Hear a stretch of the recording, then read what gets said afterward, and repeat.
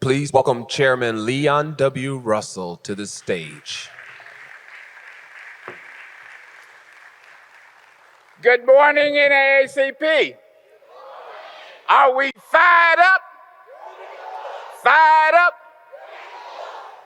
Good morning. I came out specifically for one announcement. There was a tie in the election, so today we will have a runoff election for the seat on the board of directors that is elected by the convention. The runoff will be located in the same place the election was yesterday. That's Hall C. Go in the doors, past the escalators, and it's the very same location. Now, the room otherwise is empty, but the election will take place from 10:30 to 2:30 this afternoon. 10:30 to 2:30 in Hall C, runoff election. Please, ladies and gentlemen, we encourage everybody to cast their votes. So please do that, 10:30 to 2:30 this afternoon. Thank you, and let's get on with the program.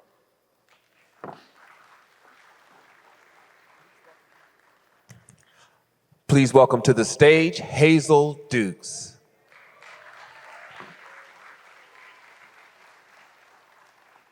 Will Miss Gloria Sweetlove and Mrs. Yvonne White come behind the back, please? Thank you very much. Good morning. My name is Hazel N. Dukes, member of the National Board of Directors and president of the great and only one New York State Conference, New York, New York. I will be presiding this morning. Joining me this morning as parliamentarian is Mr. Juan Cofield, member of the National Board of Directors and president of the New England Area Conference from West Roxborough, Massachusetts. Thank you, Mr. Cofield. The invocation will now be given by Reverend Parker, pastor of Broad Street United Methodist Church, Burlington, New Jersey.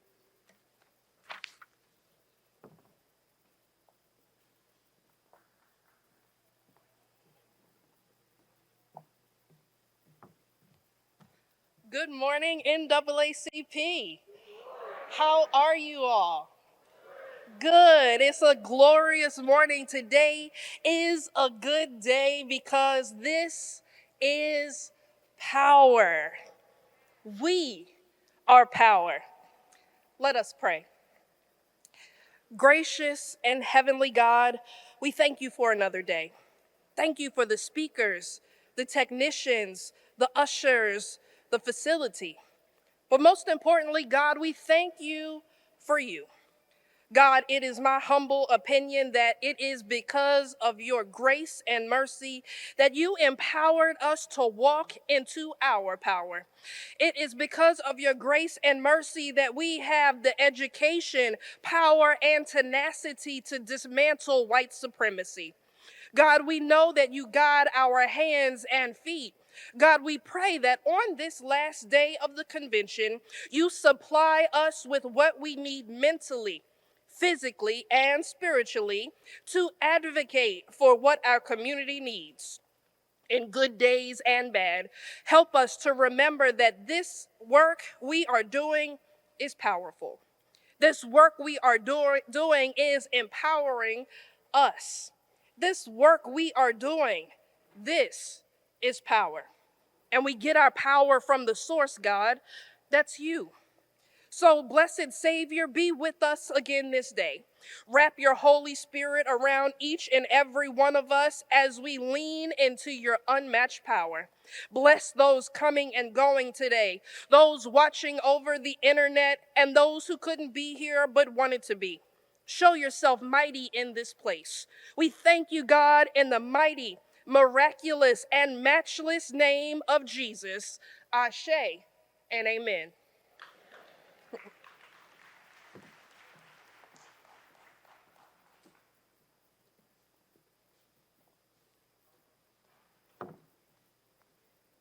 Thank you so much, Reverend Parker. Sit in your seats and hold on to your chairs. It is now my honor and privilege to bring to this podium to give us a charge. This is our last day together, but we're going to return home to our many communities, rural, urban, cities, and state. And the man that I'm going to introduce now, I know him personally. He is the president of, not president, of the Detroit branch of the NAACP, a branch where 20,000 people gather in Copart Hall every year, from presidents to the sanitation workers, to celebrate this great organization. A man who's committed and dedicated to the work, Reverend Wendell Anthony.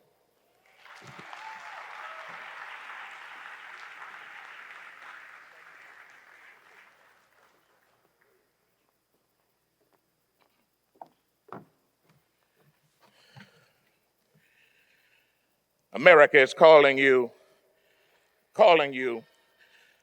from education to direct intervention, calling you from apathy to advocacy. America, the NAACP to come see about me. America is calling you from the sidelines to the front lines. Don't you hear it?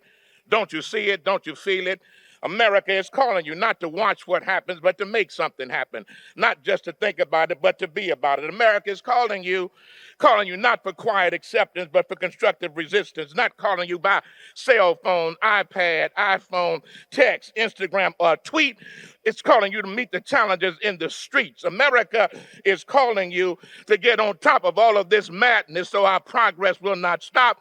America is calling you from the north, the south, the east, and the west, determined to invest in everyone doing their very best so you cannot rest.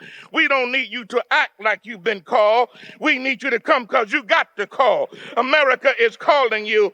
Yes, you and you and you and you and you and me too. America is calling you. Will anybody answer the call? Good morning, NAACP. Good morning. Good morning, Region 1, mighty, mighty Region 1. Good morning, Region 2, mighty Region 2. Good morning, Region 3, mighty Region 3. Good morning, Region 4, mighty Region 4. Good morning, Region 5, mighty Region 5. Good morning, Region 6, everybody in 6. Good morning, Region 7, everybody going to heaven. Good morning, NAACP. We are here in the house because this is the house that we want to maintain. America is at a crossroads. We in the NAACP stand in the gap at a fork in the road. One way points forward, another way points backwards. Don't you know that after 400 years of enslavement, building this nation, never getting paid, 150 years of Jim Crow and Jim Crow Esquire, 100 years of lynching, fighting in every war of the nation, sacrificing blood, sweat, and tears to help preserve the nation, fighting and winning the right to vote, fighting and winning the right to live where we want, work where we want, go to school where we want, elect who we want. We have earned every right that we got right now. Nothing was ever given to us. As Frederick Douglass said, nothing, and power concedes nothing without a demand. It never has and it never will. Therefore, we must continue to demand not just respect, but equity of opportunity. We've come too far to be turned back now. So I don't know about you, but I refuse to go back on the plantation. I'm not going back. We've come too far. Before I'd be a slave, I'd be buried in my grave and going home to my Lord and be free. My Bible teaches us, stand firm. Do not let yourselves be burdened by the yoke of slavery. We are here in Atlantic City, New Jersey. In 1955, the NAACP held its 46th annual national convention here in Atlantic City High School. It was a time when the FBI was in attendance, not to do a workshop, but to make certain folks didn't stop our work. During the middle of the annual Spin Garden dinner, a sea of white rats were released on the floor to disrupt the program and distort the work of the NAACP.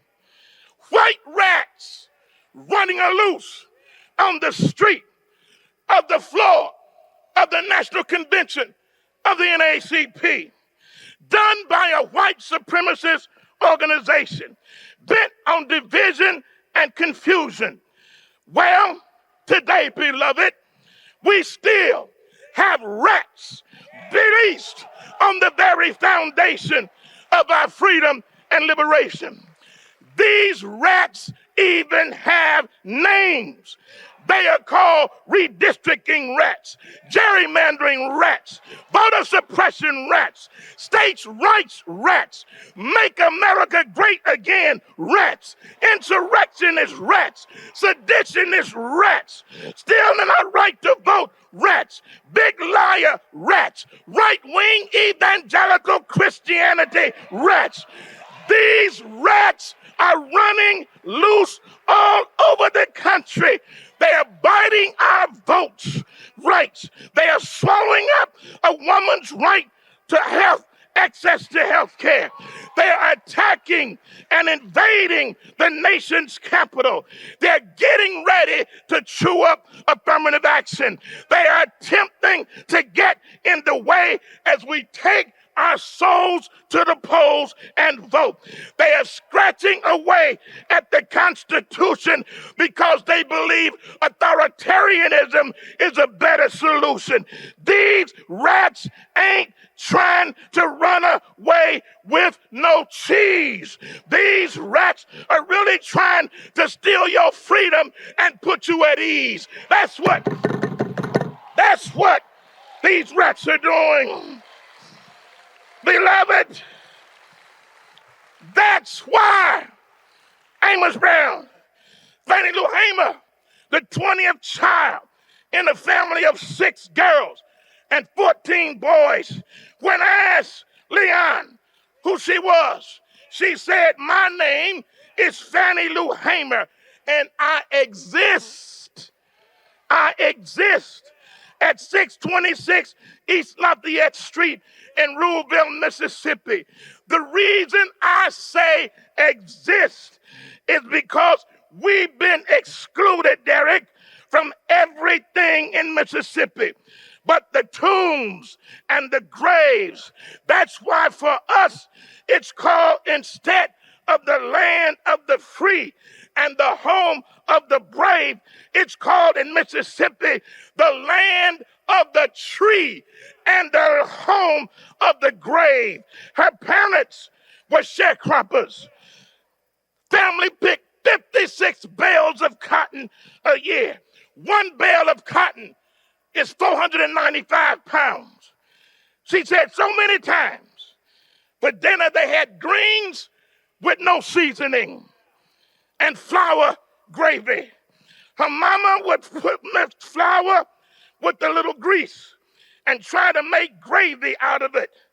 Sometimes she'd cook a little meal, you better listen, and they would have bread.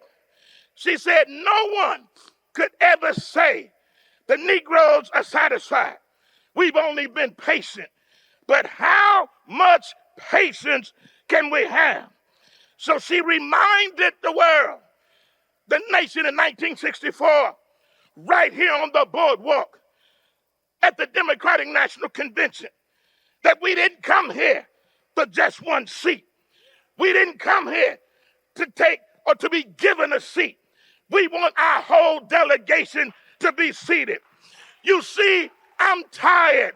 I'm just sick and tired of being sick and tired. Well, the NAACP is also sick and tired of being sick and tired. We are tired of the delays. We are tired of the same old, same old. We are tired of those who are supposed to be with us, yet they are working against us. This ain't just a national convention. It's a national call to action. We didn't come here just to gamble, because America is gambling with our very lives. We came here to continue to build black economic and political power. You see, this is power. We don't want no greens without seasoning. Just like we don't want racist institutions not seasoned by the U.S. Constitution. We want our greens seasoned. As a matter of fact, we not only want greens, we want some sweet potatoes and mac and cheese and chicken and beef and fish with all the trimmings. We want some sweet cake, some pie, and some cobbler. Some of us even want steak and lobster, and we want vegan too. As a matter of fact, we want to own the very restaurants where it's served to you, because we've earned it. We are tired of all the holes, the political pits that have trapped so many of our people. That's why we fight until we win. That's why we must always be clear that many of our people are in a pit. A man was one day walking along, and he fell down into a pit. A self-righteous person came along and said the Lord must want him to be in that pit. A subjective person came along and said he must belong down there in that pit. A pessimist came along and said, I doubt if he will ever get out of his pit. An optimist came along and said, I just hope one day he might get out of his pit. A born-again Christian came along and said, I'm just going to pray that he gets up out of this pit. A psychologist came along and said his parents are the reason he's down in that pit. A fire and brimstone preacher came by and said he must have done wrong. That's why he's down in the pit. But along came the NAACP at just the right hour. They reached out a hand and pulled up the man, saying, we got the power. You see, God did not give us the spirit of fear, but one of power, of love, and respect. Well, if you got the power, if you know the God that you serve, go on out of here and use it, because we got the power. God bless you, NAACP.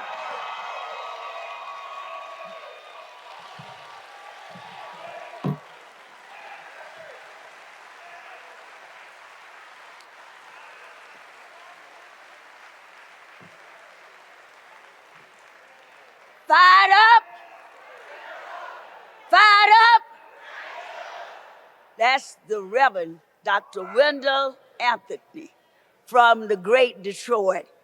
Gave you the charge. I hope you didn't do like some of the church people say, didn't he preach? No.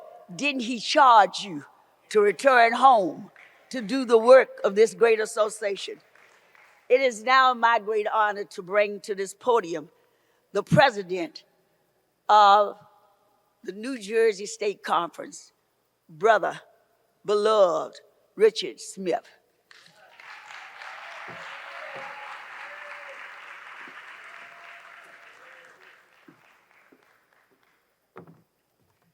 Good morning. Everybody recuperating from the party last night? All right, I hope you had a great time. And again, thank you so much for coming to New Jersey. Ladies and gentlemen, I have the privilege of introducing the former New Jersey Senate President. Back in September of 2021, I had a meeting with this gentleman that you're about to meet, former New Jersey State Senate President Steve Sweeney. At the meeting, we discussed some pending legislation, and I also took the opportunity to discuss with him the NAACP National Convention. I reiterated the fact that this was an historic event and that for the first time in over almost 60 years, the National Convention would converge on the Garden State. We discussed the financial boom that it would be for the city, for the region, and for the state of New Jersey to the tune of $9 to $10 million. He appreciated the vastness of the event and indicated that he would do all he could to help. He told me that from time to time, legislators would request that line item appropriations for various events being hosted in the state of New Jersey would be placed on the state's budget. He went on to say that similar funding was used to private groups, the Super Bowl preparations when it was hosted here in New Jersey, monies used to spruce up the streets approaching Philadelphia when the Republican National Convention was held in that city in 2000, etc. He said this in no way would be a precedent setter. He indicated that he would make the same request for us for $1 million. $1 million. Remember that.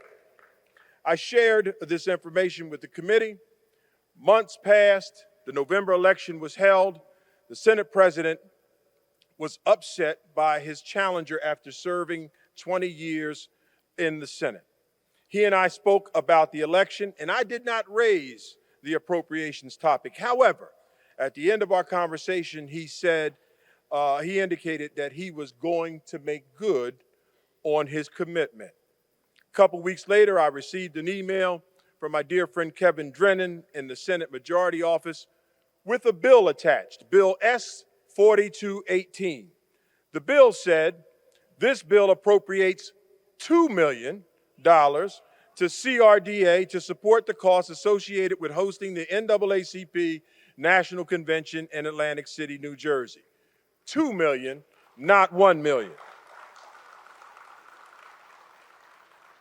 I believed it was a typo, and I hesitantly called the Senate Majority Office to speak to Kevin Drennan to inquire about the difference in the amount and was informed that Senate President Sweeney instructed that the bill reflect $2 million, not $1 million.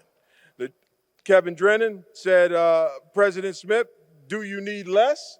I said, oh no, oh no. You leave that thing just the way Senator Sweeney told you to do it. Senator Sweeney requested the incoming Senate President, Senator Scutari, act as the sponsor of the bill. It ultimately passed the Senate 27-5 with 8 abstentions.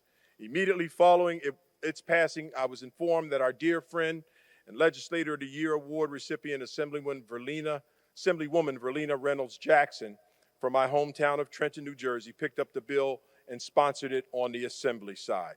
So we thank her as well. The bill passed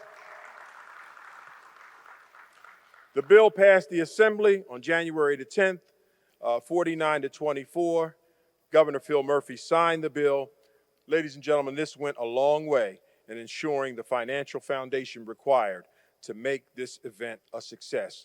My brothers and sisters,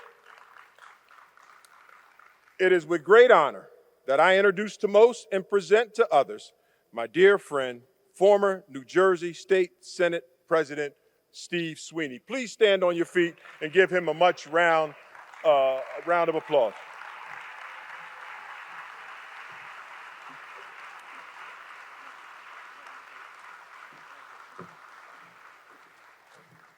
Well, I know you had a late night last night, right? How do you like New Jersey? And I can tell you, we love the NAACP also. Thank you for being here. We are thrilled to have the National Convention here in New Jersey, and hopefully you're enjoying yourself. I'm sure you're a little bit tired after a few days of the event. And I got to tell you, Richard Smith, when he became the president of the NAACP, he came with an agenda, and he wanted to get things done. And I was proud to be a partner of his. You know, we're talking about elections. I'm going to tell you about some things we did here in New Jersey, but why you have to be concerned about the future. We did bail reform.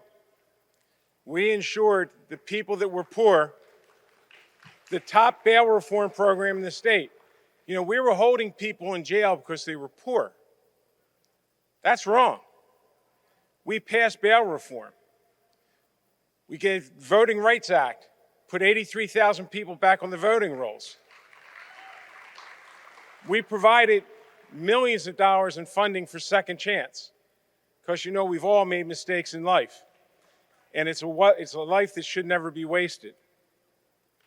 Social justice. We passed cannabis legislation, including expungement of convictions of criminals. With tens of thousands of people, we expunged their records. Then we took the funding. Everyone's arguing about, well, you know, marijuana is, we're going to raise a lot of tax money. What should we do with the money? We said, put it back in the communities that have been impacted by marijuana. And we put all the money back in the communities that have been impacted, because that's where it belongs. Now, we passed legislation protecting women's health care here in New Jersey. Thank God before what they did in, unfortunately, not in Washington. We're one of the first states to pass a $15 minimum wage. But guess what? We did different. We put a CPI in it.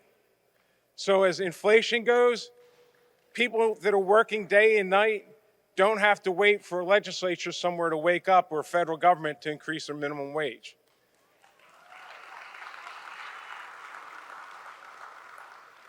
Our state is one of the very first that has paid family leave.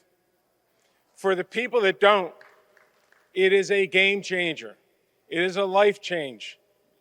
But unfortunately in Washington, they don't care about us. They don't think about us. They don't think about working families. When you're in a hospital worried about your loved one, you shouldn't have to worry about going to work. You should be where you're supposed to be, which is with your family. We did that in New Jersey.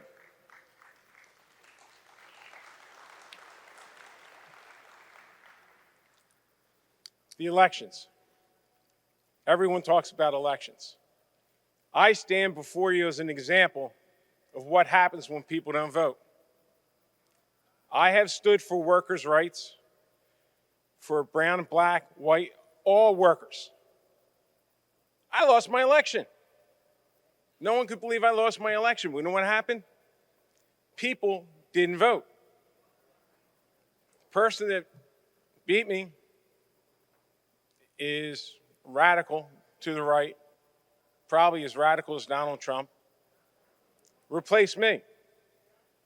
My point is, what you do in elections matter, because all the good things that we have done here, all the great things that we have done in New Jersey's not a progressive state. It's a moderate state. It could go the other way tomorrow if we don't vote. When I looked at the polls, the pollster said to me, he says, you know, 2/3 of the least enthused voters are with you. That's not a good feeling. I lost my election. It happens. But what you legislate, all those wonderful things, and I could go on and on and on for the things that we've done in New Jersey to protect working families, all could be gone with the change of a legislature, with the change of a governor. You know, we shouldn't let the perfect get in the way of the good. You hear that saying all the time? We're so unhappy because we're not perfect, but we're good. We need to work together to ensure that we don't go backwards. It's hard taking steps forward. It's very hard to do what we've done. Here in New Jersey with Richard Smith, really a dynamic leader with a plan and with a mission, we got things done. But what if it's a legislature that no matter how strong his voice is, and we've all been ignored, no matter how strong his voice is, they don't hear it. Look, we don't want to go backwards. We need to go forward. I heard Vice President Harris's statements in her speech. It's up to us. We shouldn't be taken for granted, and we won't be taken for granted, but the other side, they're not with us. They're not with us. So again, thank you all for being here in New Jersey. Hit the casinos, they could use the help, and hope to have you back in a few years. Congratulations all, thank you.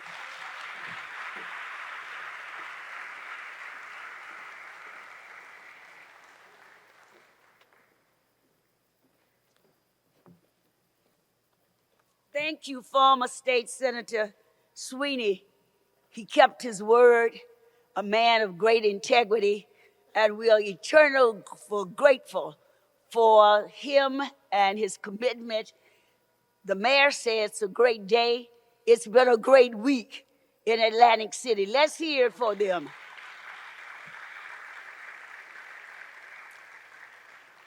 I'm pleased and honored when I think of the late Reverend Dr. Benjamin Hooks, our executive director, and his love for this great organization. I'm pleased to welcome to the stage the Imperial Potentate John T. Chapman of the ancient Egyptian Arab Order Noble Mistress Shrine. He comes from Philadelphia, Pennsylvania.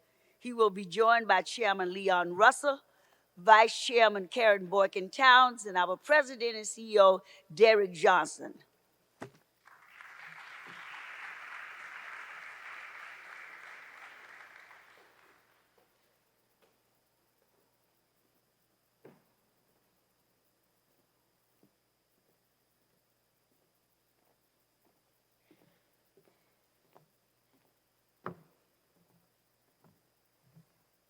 Let the people of God say amen.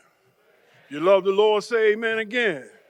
If you feel blessed that his grace and mercy has brought you here today, that you are purposeful to others other than yourself, say amen again. They didn't tell me I was going to be on after a black preacher. I'd have went back home, okay? Because a black preacher taught me that when you want folks' attention, just talk about God first and you'll be okay.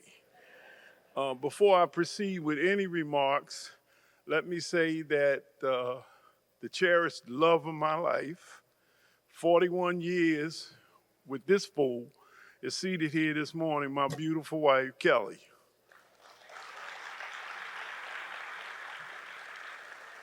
I also have one of my board members with me this morning, Thomas Rogers Hughes Sr. He is not only a board member of the AEAONMS Incorporated, but he's also a past Most Worshipful Grand Master of the Most Worshipful Prince Hall Grand Lodge of the jurisdiction of New Jersey. Stand up, Tommy.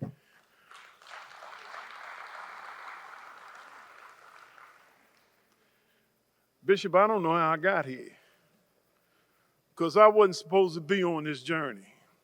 Let me say to all of you that the lust of wealth, which generates a greater lust of power, is what's turning this country into something that it was never intended to be.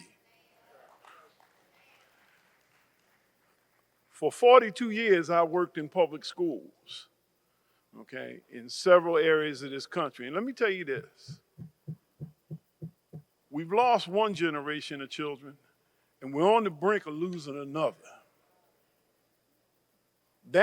That's what makes us so vulnerable as a people. Because when I turned 18, I couldn't wait to vote. Many of my young children today don't know what voting is, have no idea. As a building principal, any child in my building that was 18 years of age, we registered them to vote. Let me tell you, I come a long, long way. I'm from a little crack back in the city of Philadelphia called Pulaski Town. Now, if you know anything about the Girls and Boys Clubs of America, my club was the first African-American club, Wissahickon. People like Frank Washington, Herb Adderley, and other notables, okay? We grew up in Pulaski Town. We went to that club. It nurtured us, got us along in life, okay? Bishop, I got a platinum car and a titanium car. I'm wearing custom-made suits, custom-made shoes, okay? But let me tell you this here. When I was a young child coming along, I wore speckled corduroys and brogans, and I had to fight so much in school because my mother handed down my sister's white blouses, you know. So everybody knew it was a girl's blouse because the buttons was on the wrong side. Leon and I met affectionately last year, and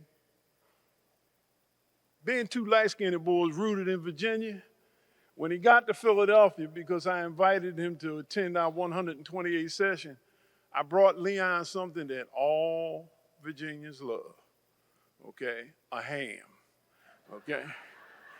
Absolutely. Hey, listen, you cooking greens and snaps and all them other things, baby llamas, and, You put a little piece of that ham in it and you're ready to go, okay?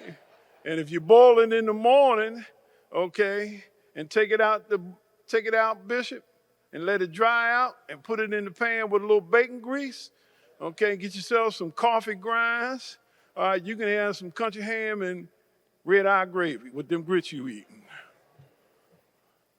But let me say that our purposes as organizations and the Prince Hall Shriners will soon be rooted in 18 countries because I'm going to charter a temple in Brazzaville, the Congo, okay? 18 countries in 47 states and over 350,000 members across the world.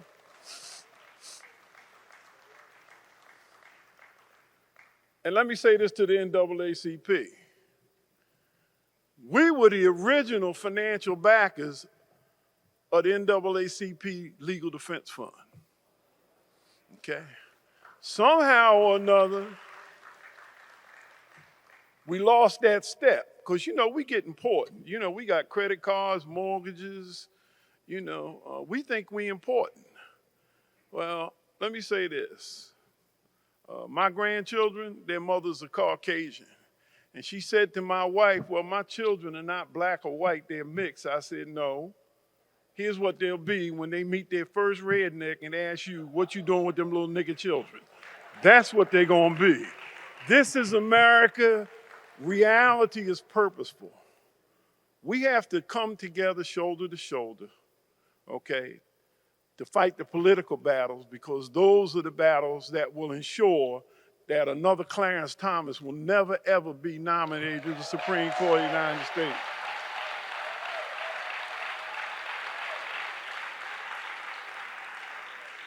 It'll ensure that even in spite of my maybe moral objections, a woman has the right to decide what happens to her and what she does with her body.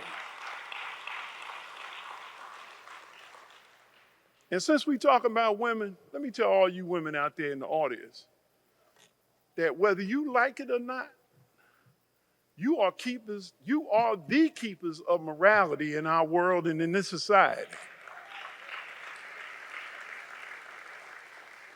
Because the plain fact of the matter is, when a woman loses her morals, we going to hell in a handbasket real quick. And that's a fact. So I say to you this morning, and to Chairman Russell and his board, that the ancient Egyptian Arabic Order Nobles Mystic Shrine of North and South America stand ready to support the NAACP in its efforts. We do an annual recruitment program for membership. Noble Hughes will participate in our board meeting tonight. We, the Nobles of the Mystic Shrine, will donate $25,000 to the Legal Defense Fund, and our Ladies Auxiliary, the Daughters of ISIS, will donate another $25,000.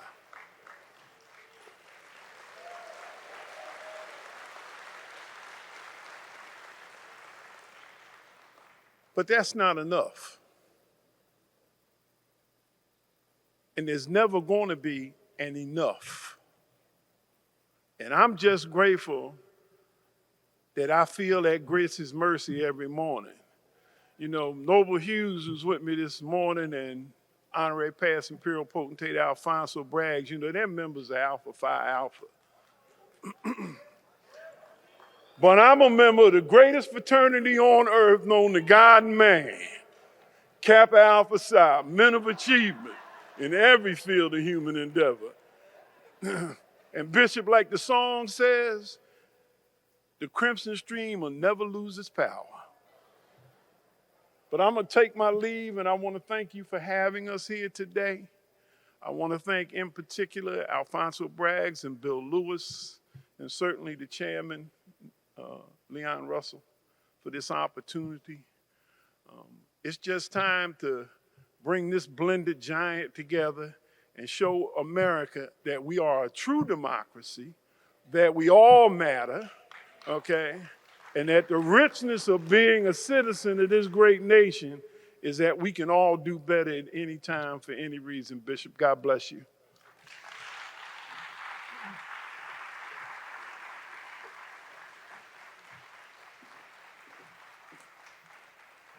I don't know why they want to keep me up here because my wife is doing this. So. Not a problem. Now let me get my friend straight. The check say NAACP. Absolutely. That's right. Yes, I sir. got you. Yes, sir. Now, we good. 25 from the women, 25 from 25 from the men. All right. All right. And just let me say that, you know, our organization from its founding until now has been pretty much a chauvinistic situation because the office that I hold has complete control of the women's organization. But the women have convinced me that if you don't let us be in the spotlight with y'all, we ain't giving our money. So they'll be there. All right. All right. It's interesting that you began by saying that you were the Shriners and everybody were the original funders, some of the original funders of the association. It's interesting that Derrick's office in Jackson, Mississippi, Okay. located where? Okay. Yeah, all right. Grandmaster Maurice Lucas. Now, Okay. so what I'm saying is this is the continuation of a historic, long-term relationship. We're building this. You heard me call out the ancient Egyptian Arabic order, nobles of the mystic shrine in my speech on Sunday evening. I specifically called them out. Because as I say, it's time for us to connect the dots, get back together and do the work together in our communities that we know has to be done. This is the grand example of that relationship. And so thank you, John. Thank you and the Shriners for your support in the past and going forward. Absolutely. Forward together. Absolutely. You know, I want to thank this show of solidarity, but it's not a new showing of solidarity. And when the chairman said in my office, that's when I was over at Mississippi NAACP, that the MW Stringer Grand Lodge, we are written into the bylaws, NAACP, for the state organization.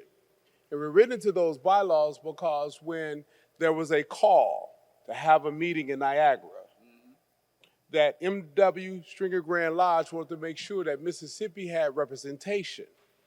So they paid for a newspaper reporter who was running a paper in Holly Springs, Mississippi by the name of Ida B. Wells.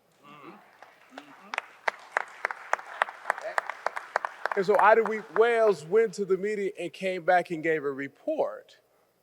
And from that point forward, anywhere the NAACP state office was located in Mississippi, it was always housed inside of MW Stringer Hall, and I couldn't move it, no one can move it we want to, because in the state of Mississippi, we're seen as an auxiliary. NAACP is seen as auxiliary. So when I walked into the office, the Grand Master at the time, Grandmaster Bridges, called me to his office. And Grandmaster Bridges, he can be a stern individual. He said, "Do you know why you are here?" I said, "Well, I'm going upstairs to the office." He said, "No, boy, do you know why you're here?" And he walked me through why I was there. He said, "Never forget that, because if we lose the history of our connection, people will rewrite our narrative." And so what we are seeing on this stage is the carrying forward of our narrative that we should never forget. No one has ever freed us. No one has ever liberated us. It has been through our power that we have freed and liberated our progress. So let's push it forward. This is power. So we're going to do the picture. I forgot to mention a young man here this morning he's the chief of deputies development and training. for the Imperial Council. And he's Noble John Goss, and he's seated next to Mr. Hughes in the front row. John. And Leon, the last person that I'd like to mark upon for all of you, when you know you've done the work and you see it exemplified in others, let me tell you this, that Kyle Bowers is one of my children.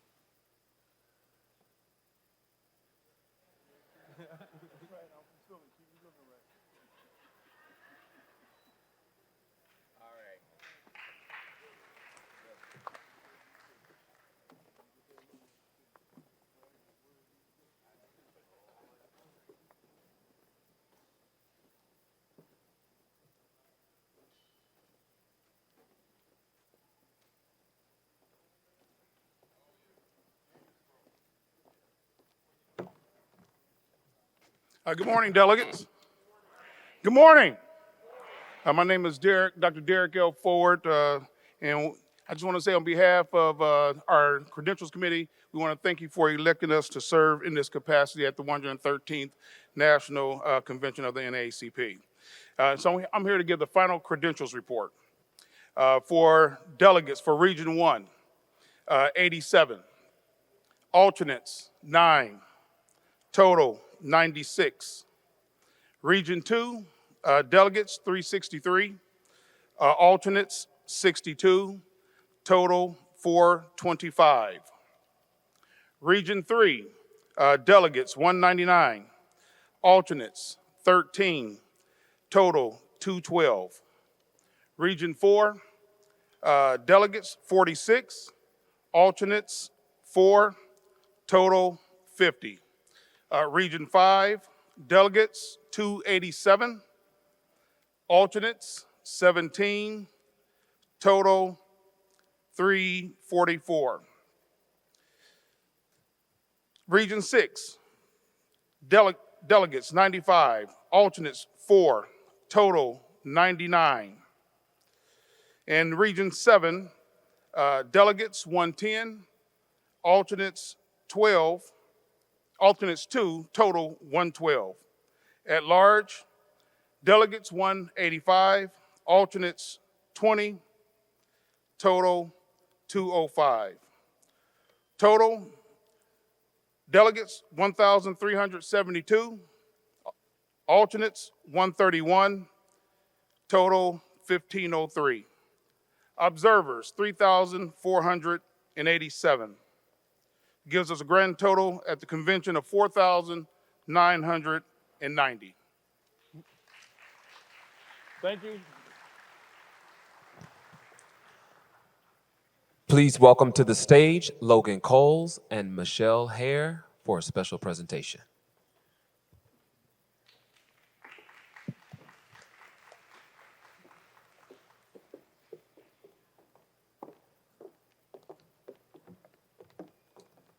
Good morning. Now, I heard y'all out here having church. Now, y'all can do better than that. Good morning. All right. Now, this year, we brought together a group of exciting young filmmakers to produce 3 short documentary films. Now, in line with the convention's theme of This is Power, our filmmakers set out to create films surrounding issues of power within communities of color in our country. And the Coca-Cola Company is very excited to sponsor this year's competition. The NAACP Hollywood Bureau, along with Logan Coles, conducted an extensive nationwide search to find filmmakers who are not only talented in their craft, but also passionate about social justice.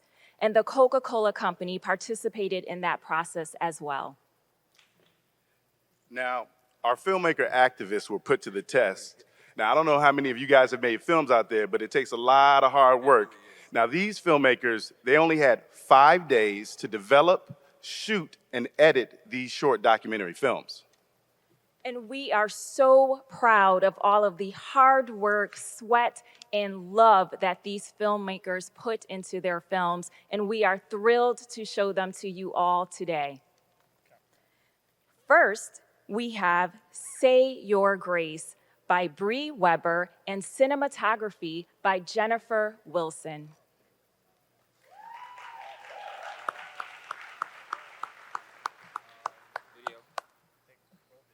Get on your mark.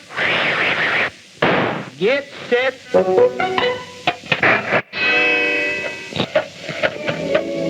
My name is Bree Weber. I'm a filmmaker living in Los Angeles, California. I'm a graduate of USC's film program. My graduate thesis film was around the topic of Roe v. Wade. Authorities are cracking down on illegal abortion clinics after the discovery of mass fetuses at a temple. Since 2016, I've wondered what reversing Roe v. Wade would do to our country. There are moments in life that we all will remember historically. And the day the Supreme Court overturned Roe v. Wade in 2022 is certainly going to be one of those memories for me. I'm so disgusted by all of this. And it's not because of what was done, it's what happened after. I was at the poll site. I was working the early election. I missed my exit and I was bombarded with a flood of emotion. I think I may have been with my partner at his house and had to take the moment. And he had to take the moment. After Roe v. Wade, we were all like, yeah, people are going to be coming in here. It's going to be like after that last administration when people were like, he got to go. And people were around the block. It was out of control. We stood there for the next how many days until the actual election day, and the only uptick in voting we saw was on primary day. The gap between the potential of it happening and it happening prepared me for when it happened to not be surprised in a way that would break me. I feel that I am both spiritual and I have large religious influences. I don't know if you can reconcile being a Christian and supporting women's reproductive rights. In an effort to not feel complacent in the movement, I'm opening up a conversation on duality with Black women and about Black women. The instinct to survive when you are under oppressive circumstances has to be directly connected to God, because it is only through faith in God that you believe you can survive those kinds of circumstances. We're not applying those lofty platitudes in ways that make sense. It's like, okay, I'm going to use my religion to hold you down. That's not love. So on the spiritual side, I believe that we all agree to go through certain things in life, grow through, to help us cultivate better relationships with God or source or whatever that thing is that we identify with. But on the religious side, there's this large conviction and guilt about such an egregious act as it may be referred to. Very specific about my Black woman experience that I think a lot of Black women can relate to, where you learn to strategize and prepare yourself for your own oppression. Civil rights is a sweater. You pull that one chain, pull that one string, next thing you know, you're at Brown versus Board of Education. Next thing you know, we're at voting rights. All the voting rights are already teetering. We're disjointed. Same thing, but we're talking over, around, in different rooms, and we're not getting together on the basis of love. So in a country like America, where the white lens and this white dominant culture is so aligned with an organized religion, while it's talking about faith, it's not faith of oppression. It's not faith to get through oppression, because historically white people have been the oppressors in this country. Man has their hands in it, so that there's always a level of, you're not quite certain if that message is the message you should receive because it's not the basic message of love. It's about faith of holding on to a power.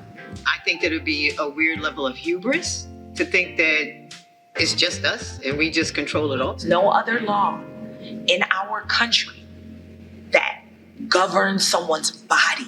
There's a lot of things that are in the King James Bible that kind of feels like it isn't because of love, it's because of control. I am aware of books that are left out of the Bible, so again, control. It's a power conversation over women or those who have uteruses. We're empowered and disempowered all at the same time. Women are made to feel very guilty. We've been the one to move the needle. We were the ones who held our noses and voted the right way on several occasions. Meanwhile, we've got other people telling us, well, since Roe fell, this is what you need to do. What have you done? Because we can show our work. We've been The conversation on Roe versus Wade is not about pregnancy, and it's not about abortion. It's about freedom. It is about freedom and governance over your body. It's our literal lives. Abortions will happen because they are necessary. When you see that many white people gathered on a principle of something, it's natural to question if your best interest is involved in that. It's and plus two also. We can march and we can vote. Plus we can call our representatives and we can ride their necks until they do what we need them to do. Don't expect justice to come from a country that has never shown a commitment to your justice or your freedom. Take it. By any means, determine how to get free. Not going to stop. Because we know if we stop, it all falls down. Young people, y'all got it. I trust y'all. I'll follow. Ask questions, I'll answer. I don't think people really recognize the power of Black people.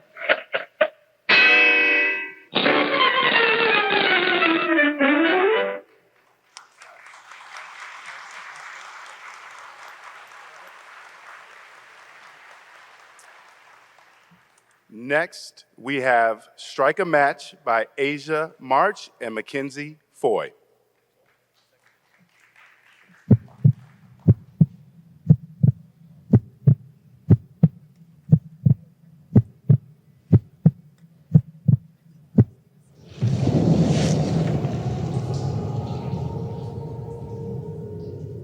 So far this year, the 9 casinos part of the union have made $848 million. That's up 24% compared to last year. And casino workers say it's only fair they get compensated because they help make these casinos possible.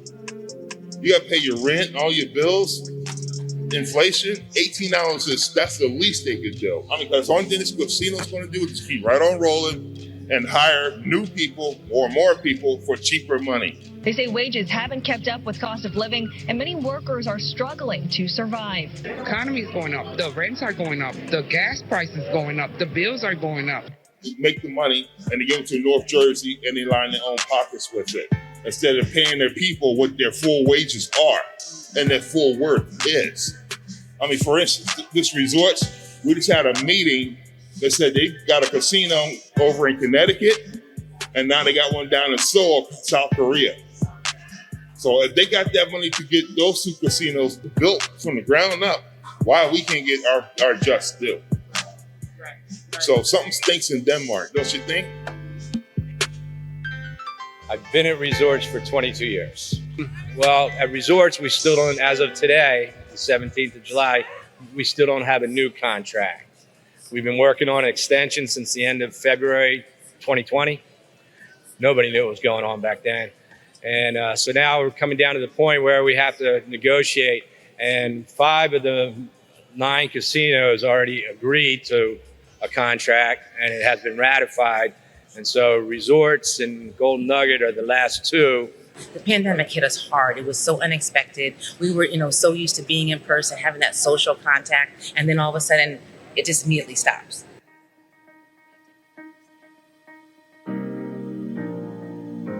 I feel like the pandemic has definitely changed people's views on work. Before, I feel like people, for lack of a better term, put up with businesses and put up with the amount of work and what they had to do for the amount of money that they were receiving. But now, seeing as how everyone's coming out of it, we're starting to get back to the normal of life. People are starting to realize, you know what? Inflation, gas prices are going up. Straight up rent and living is going up, colleges and stuff like that. Working, they realize, oh, what we're doing, we're not receiving the amount of money we need. The pandemic was crazy. We were closed down from like March 18th to July 1st of 2020. And through our union, we maintained our health care. Until recently, we weren't able to really speak out about things that happen to us as Black women when we are managers in management, because if you say something previously, it felt like you were pulling the race car. I feel that if I needed to speak up now, I wouldn't be afraid. And unions, I feel like, forms that bond of, yeah, you know what, there are like people like me who realize that our work situation is not what it is, it's not right, and we need to go and perform these steps to be able to do a strike. Whether it be going to HR and telling them what we want, or straight up just stopping and quitting as a team. Like, people want it to be treated like people. People need to be able to live. People need to be able to grow and thrive where they're working. I do believe in unions. Most businesses are about what we call nowadays in Gen Z paper. They will overwork you. You know, they won't give you a proper lunch break just to get a certain product out of you. It hurts, like, emotionally, to know that you are not valued. Like they say, shut up and dribble, shut up and work, and that's it, and then you leave. If everybody would do the right thing, there wouldn't be a need for a union. But not everybody does the right thing. When something bad comes across in your life, you can do multiple things. You can sit back and let it happen to you. You can fight against it, or you can try to resolve it in a kind way. And I usually try to go to the kind way, but sometimes you just gotta straight up punch people in the mouth. More senior executives are older, have been in the workplace a little longer. And so there's certain things that they won't do that your younger generation that's entering and becoming a part of the workforce that they will do, and they will not tolerate or accept something other than, you know. We gotta be healthy within ourselves in order to maintain a healthy environment at work. You can't be stagnant when everything else is moving forward, because either you're gonna end up getting pushed forward or you're gonna end up getting washed out. You reap what you sow, right? And I think businesses are starting to kind of find themselves in a hole a little bit. They're gonna reap what they sow as in abusing their power and abusing us as human beings, because no offense, but we make the world go round. We run this place, not the big wigs. The big wigs go home at 4 o'clock, 5 o'clock. We're here all around the clock. So give us the respect that we're due.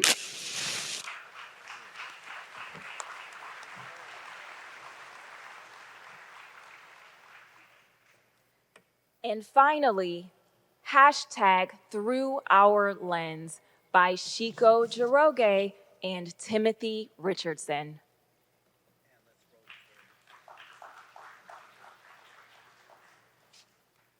The most powerful photo I've taken as a Black photographer was at a George Floyd protest.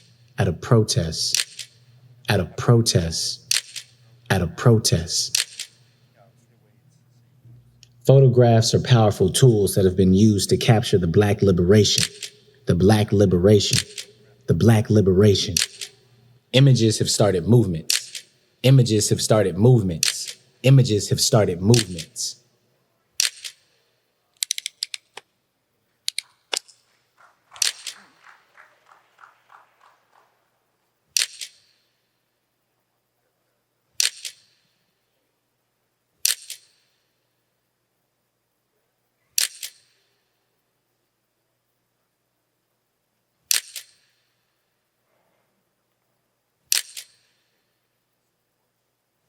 It's important for Black photographers to tell Black stories. Black stories. Black stories. I remember feeling so empowered, but sad when I was capturing the George Floyd protests.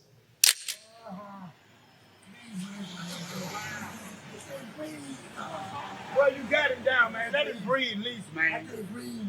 I've been trying to help out. So you can breathe a little bit more. Man. One of my homies died. I'm about to die to see. Relax. Man, I can't breathe my face. Just get up. What do you want? I can't breathe. Please, the knee in my dick. I can't breathe shit. Bro, get up, get in the car, man. I will. Get up, get in the car. I can't move. I've been waiting the whole time, man. Get up, get in the car. Mama. Get up and get in the car right. I can't. My first time picking up a camera was at the George Floyd protests. I remember being on top of a garage and a white photographer stepped in front of my lens. I remember feeling small. You see this shot? The video, I'm rolling. Take your fucking camera, go to where you are. You're just going right to BNC, DC. Oh, okay. They want this in DC. You want me to hold it over here? What? Yeah, because I gotta shoot still. Yeah, cool. Excuse me, sir. I'm Scott Baker. I'm trying to get shot. Yeah, it's live. He's got it, man. Send the video back to Washington. It was in that moment I knew that Black photographers should be telling Black stories, because the narrative he was capturing was different from what I was seeing through my lens. As a Black photographer, I felt it was important for me to go back and research Black photographers before me.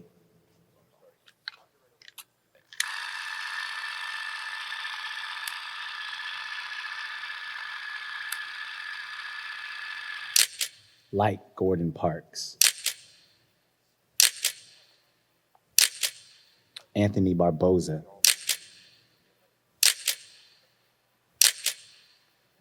Eli Reed,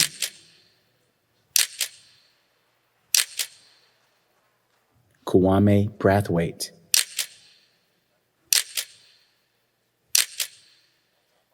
Jamel Shabazz,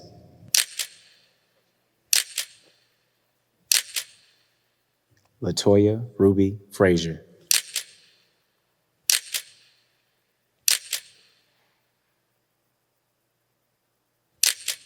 Black photographers are important. Black photographers are important. Black photographers are important. Why are Black photographers important today? Black photographers are so important today because they are the ones who capture our spirit, who capture our community, who capture our heart, and who capture our culture. If we don't tell our story, no one else will, right? If we don't capture the things that are important to us, and we don't speak up and speak out about those things, they'll kill us and say we enjoyed it. So it's so important for Black filmmakers and photographers to be able to be in those spaces and to be able to represent the voices. Not all of us can be able to tell our story. So I'm grateful for those of us for those of you that, are able to capture that light and to share your light in that way, to share our beauty, right, with the world. It's so many ways that, they show us, right, in positive and negative lights. So I'm grateful for Black photographers for sharing our positive light with the world and letting them see why y'all supposed to fall in love with us. Bless. Why are Black photographers important to you? Why are Black photographers important to you? Why are Black photographers important to you? Jake, the only son of Solomon, come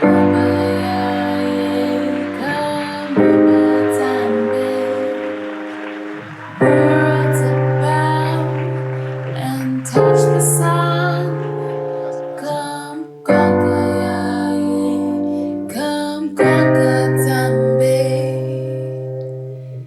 left that baby in a white man's house.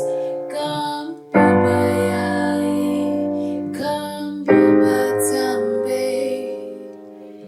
he took him to a red man's house.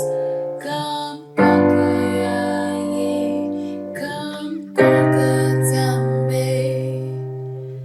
Black lady fell down on the ground.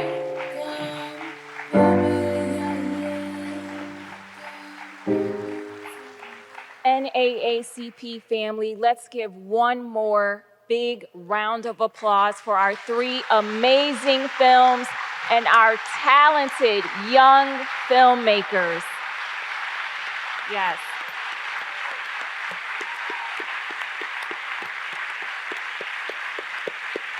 Now, our filmmakers are in attendance today, so I want to acknowledge them. You guys stand up. Bree, Mackenzie, Asia, Timothy, stand up.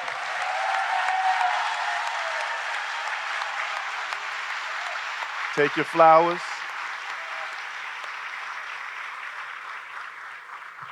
I'm so very proud of you guys. I know I pushed you. I know it was hard. I know it was some late nights, some early mornings. It's an honor to work with you. I'm proud of you. Your tenacity, your dedication, and your artistry. Y'all are filmmakers.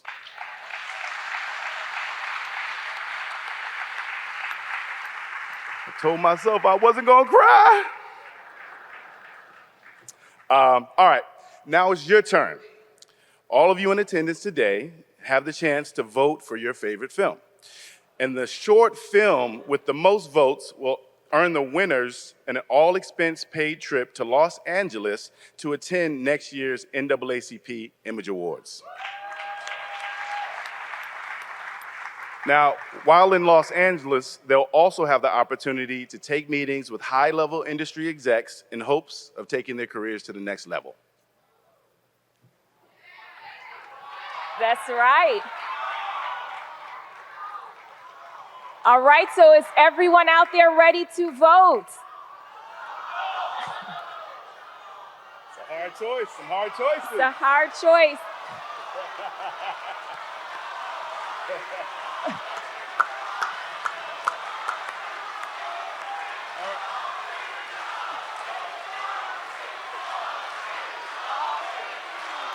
All right. You've been heard. Hold on.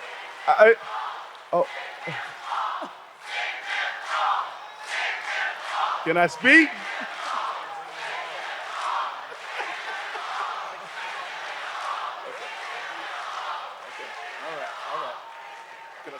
Yes. Y'all just trying to let yourselves off the hook from having a vote now. Come on now, we got the NAACP in here. Y'all are a voting bunch. That's what we do now. So we'll talk about all that, but y'all do y'all job right now and then let us do our job later. How's that sound? All right. So vote. We appreciate the energy. We love it. But listen up. I need you all to get your phones out. Because we have to text to vote.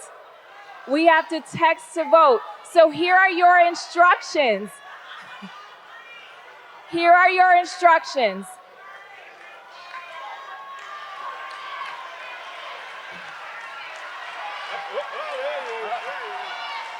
We was in the back tallying the votes, and we're going to send all three to the Image Awards.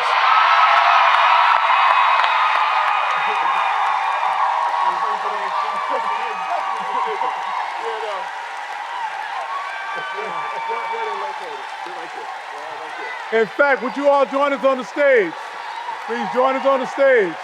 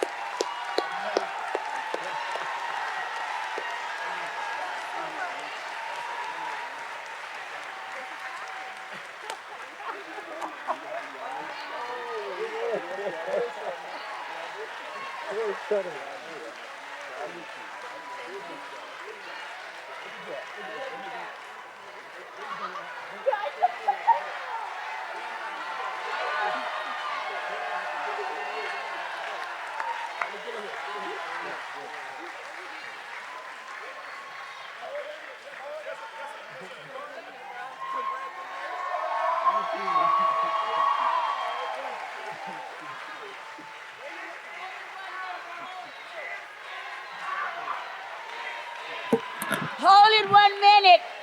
Let me get Karen up here. Karen's up here. Where is she? Okay. All right.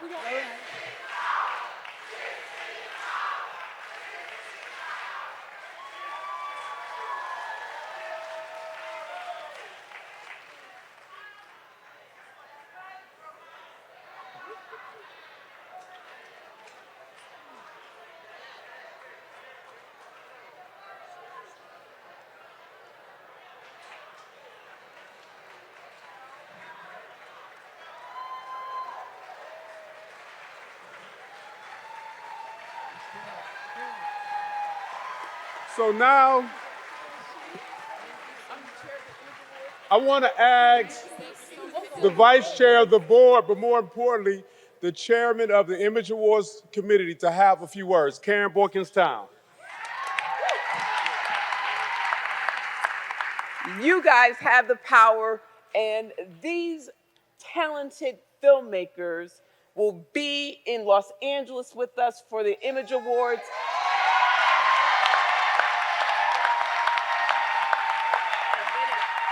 And you did it. Like, this was not supposed to happen, but it's all about God's plan for their lives that you have made happen.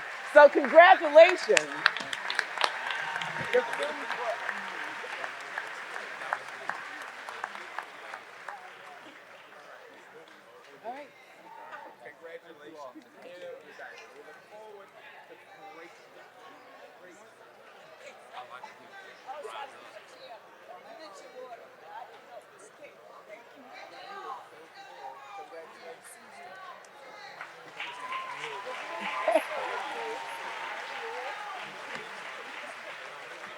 Is this a great morning?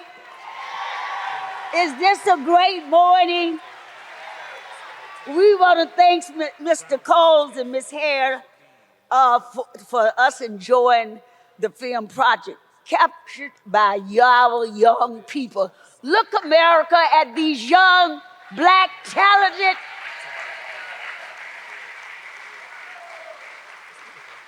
not playing basketball.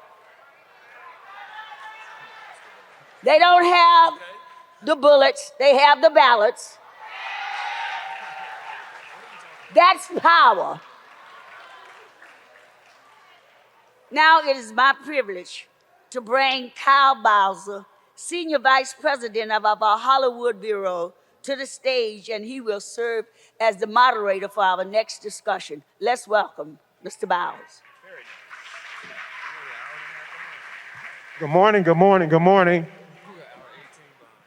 How's everybody? Now, I just heard all that noise for the filmmakers. Good morning. Hello, how are you? They're telling me backstage that our time is short, so I'm going to be very fast. But I am not going to neglect to handle a piece of business that I think needs to be handled.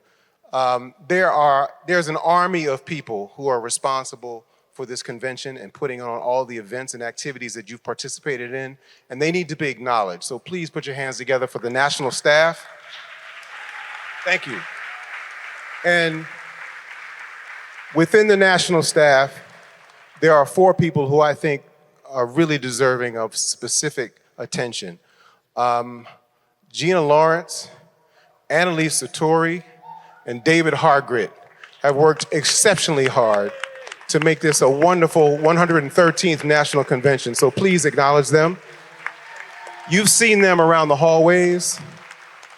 The 4th person you have not seen, due to some complications I won't go into, she wasn't able to be here on campus with us, but please acknowledge my partner in crime in the Hollywood Bureau, Robin Harrison, who is responsible for a lot of all the good that you've seen. Thank you. We have assembled a panel discussion for you today to address this issue that hopefully will be on the screen in a second. We want to talk about how we dismantle white supremacy. That is the common denominator, I think, that undergirds all of the discussion throughout this convention, all of our conventions, even our founding.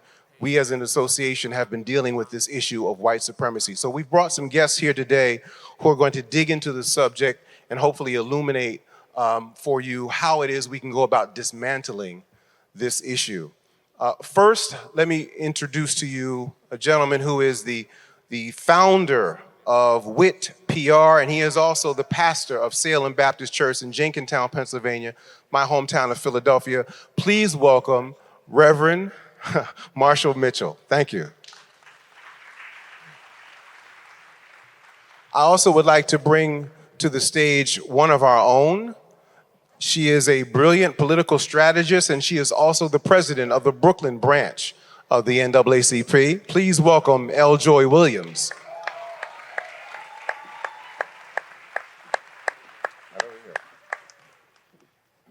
Thank you. Our next guest is a brilliant activist and author and the embodiment of the fact that you cannot judge a book by its cover. Please welcome Mr. Tim Wise.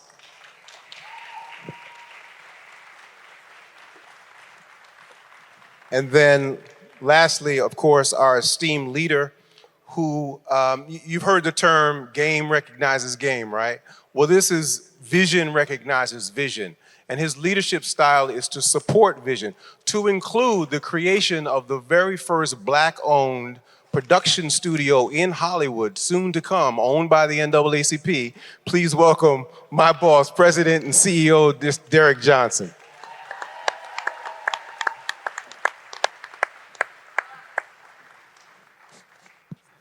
Okay, we're going to dig into this conversation. I'm going to put up onto the screen.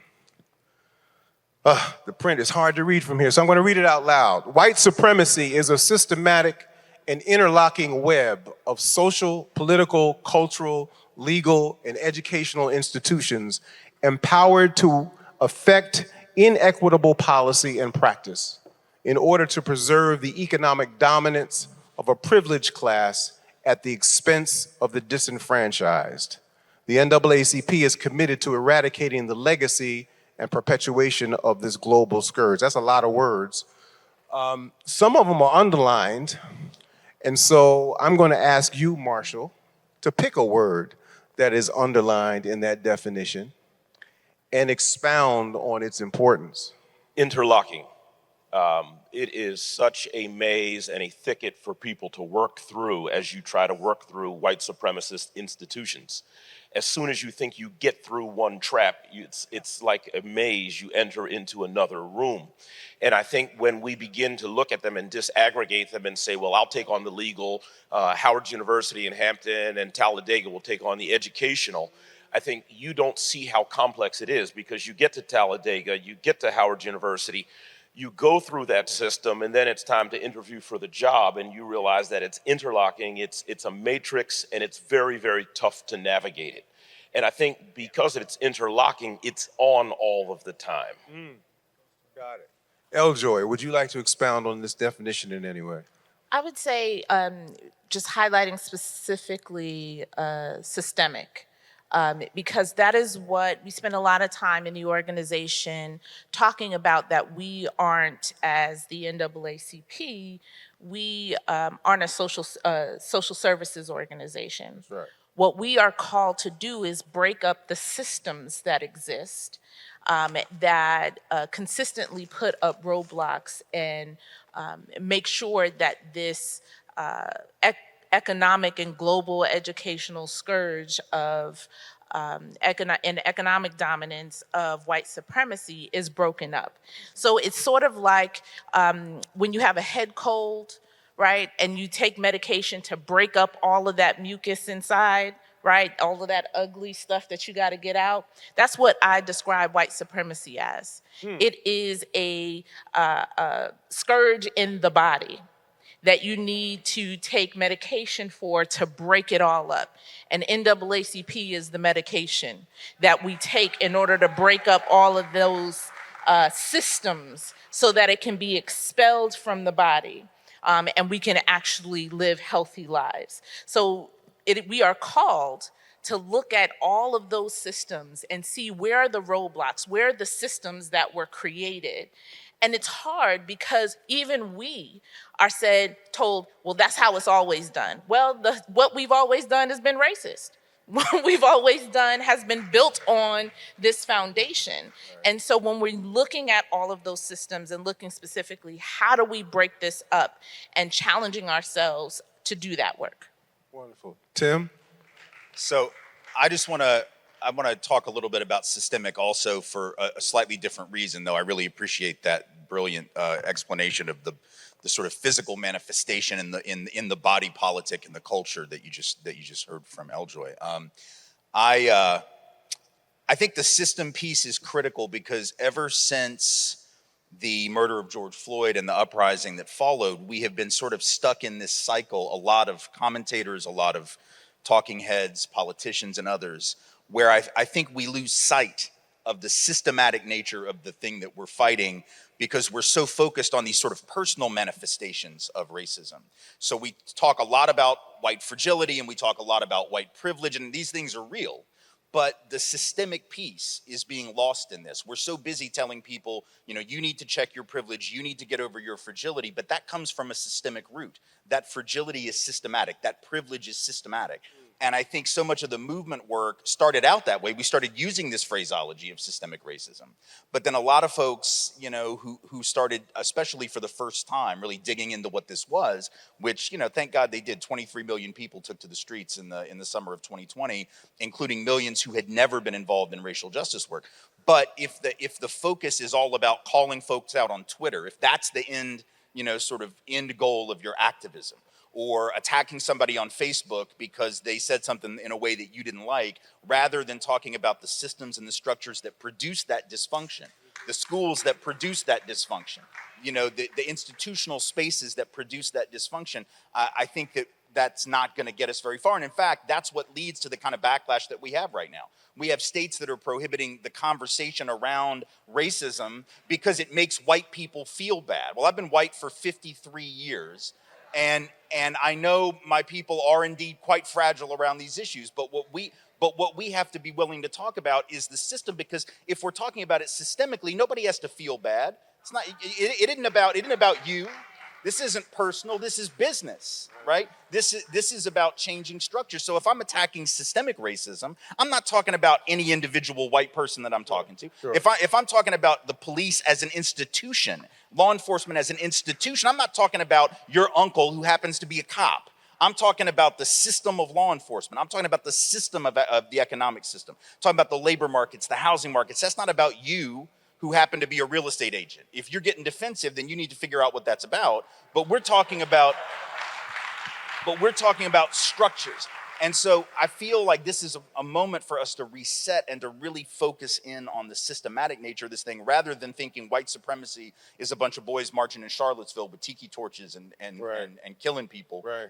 That's one manifestation of it, but these other pieces are much, much bigger. So President Johnson, we spend a week in Atlantic City, and we have so many conversations and panel discussions about so many issues that are plaguing our community. But we know that at the core of that, or as I said earlier, the common denominator across that spectrum is this issue of white supremacy. So how does the NAACP react to this definition? So, you know, you gave them a word, so I'm going to get an underlying word and come back to what you said, right? Mine is privileged class. And which is why we have to be unapologetically black at every moment, right? Here's why I say that. The privileged class under white supremacy actually evolves as well, because it's a social construct. And so the definition of who was white in 1920 isn't the same definition today. In fact, there are many ethnic groups who in 1920 and 1909 when it was created, none of them were considered white because they were not white Anglo-Saxon Protestants.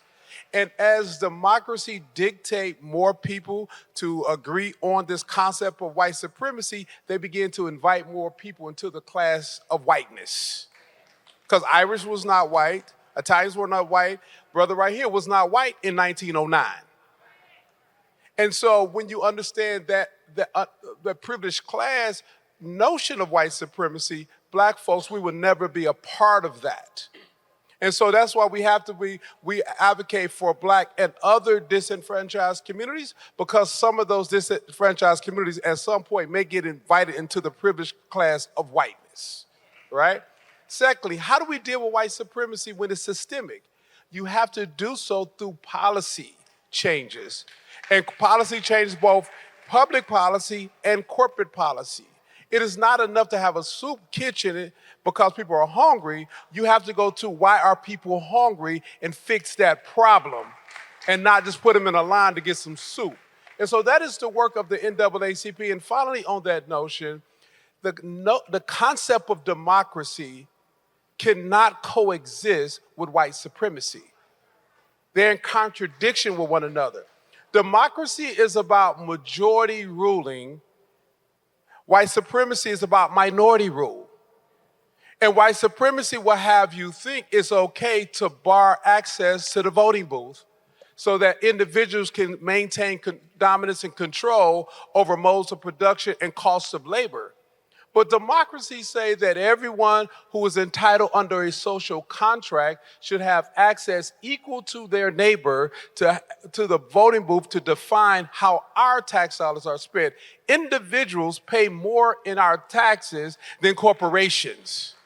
But corporations want to use our tax, underpay us, use our tax to line their profits under this notion of white supremacy, in this illusion of capitalism, and they powder it in on top of democracy. The NAACP role is to break all those systemic practices down so that we can exist and really benefit from our labor, our resources, and our intellectual capacities.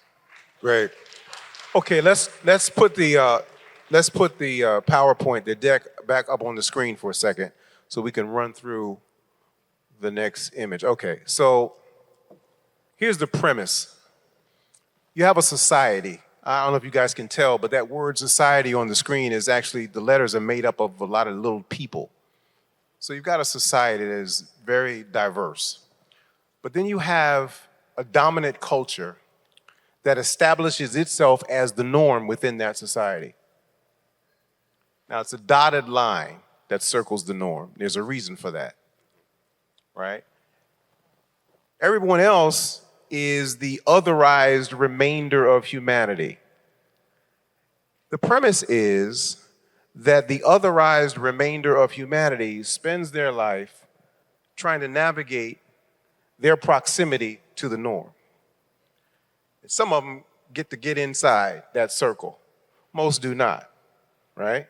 As President Johnson points out, this notion of a privileged class is very important in this conversation because I don't know that white supremacy is exclusively practiced by white people.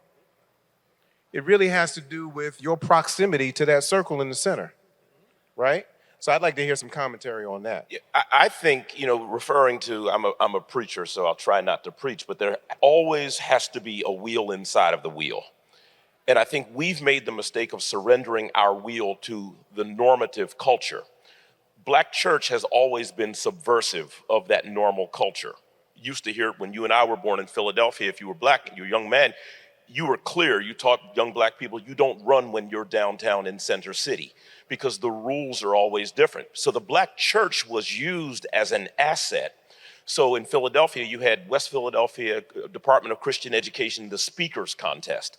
All of the black churches were full of people who were subverting the failure of Philadelphia's public educational system and replacing that with a Christian education culture, which we owned and controlled, so that all of the black teachers who came out of Lincoln and Cheney were teaching us on Saturday and Sunday and all week long, so that when we got to school, we played by those rules there, but we always had a wheel inside of a wheel. And I think we oftentimes surrender our best performing assets in our desire to be close and inside of that normative culture. The Jewish culture, like I tell people, I'm kind of doomed. I'm black and Jewish, right? The Jewish culture maintains the Hebrew day school. It maintains the Sabbath school. It maintains others. Why are Indians so successful in national spelling bees? Because you've got wheels inside of a wheel, and everything doesn't require a Facebook post, but actually it requires us to work behind the scenes, to be secretive, and then when we roll stuff out, it's a smack across your face. And so for me, that's the way I approach that. And I know that there are 35,000 black churches across the country that should be involved in subversion and probably have a few less revivals. Wow. Any other thoughts from the panel on this question of your proximity to that normative circle in the center of the society? Well, I mean, I'm one who challenges the necessity for having what is called a norm and having a circle to begin with, right? Particularly because we can often, as you mentioned, white supremacy is not something that's just practiced by white people knowingly and unknowingly, but also other people of color and other black folks. And so when you try to replicate systems of oppression within your own people, that creates additional trauma. It creates additional problems in which people are trying to replicate a system that was never designed to be applied to our people to begin with. And so ask yourself, and again, we're going back to what are the sources? What is the source of living in a humanity that is diverse? where people are appreciated and loved and accepted for who they are, be it in other ethnicities or existences, other gender expressions and the like. And there is a way, because it has existed before, where we can live in proximity to each other without creating or replicating more systems of oppression.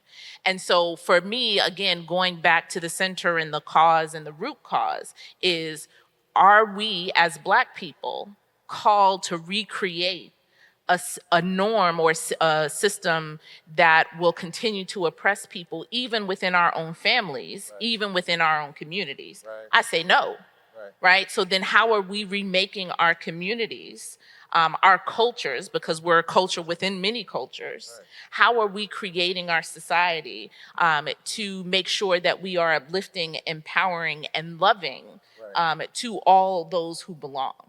Got it. I want to jump in because Eljoy hit on a good point about this normative circle, and sometimes we have to destroy it. We work hard as NAACP across the country to get Black folks elected to office. We celebrate when they walk into office, only to be disappointed that they simply carry out policies that were constructed to oppress us. And they do nothing to change the policies or the practices.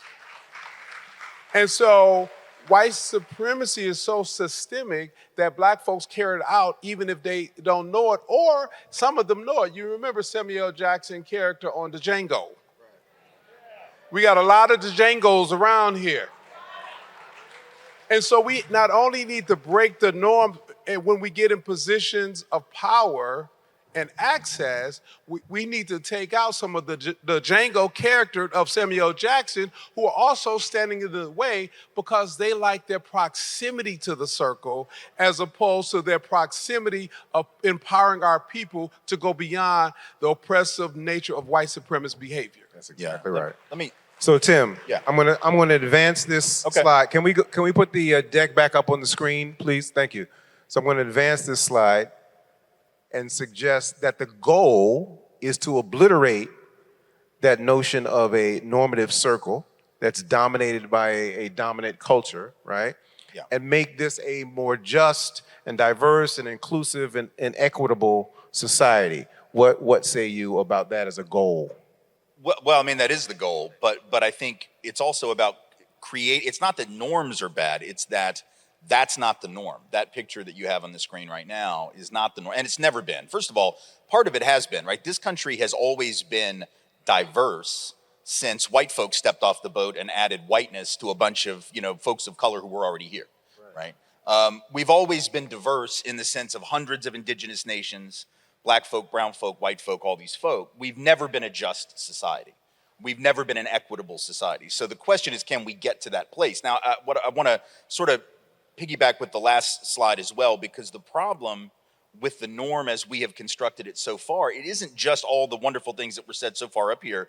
It's also the fact that when people are busy trying to meet the existing norm, they will tell young people to meet that norm for some incredibly pernicious reasons. So I do a lot of trainings with teachers, and it's heartbreaking to hear teachers, white teachers, Black teachers, brown teachers, all teachers, telling their young Black children and brown children that the reason they need to succeed in the classroom under existing norms set by the state, set by the local government, whatever it might be, the school board, is so they can, and these are their words, so they can get out of their situation and make a better situation for themselves. Now think about what you just said. You think you're empowering that young person, right? You need to get an education so you can get out of here. Right. But what you just said was, you said everything you come from is broken.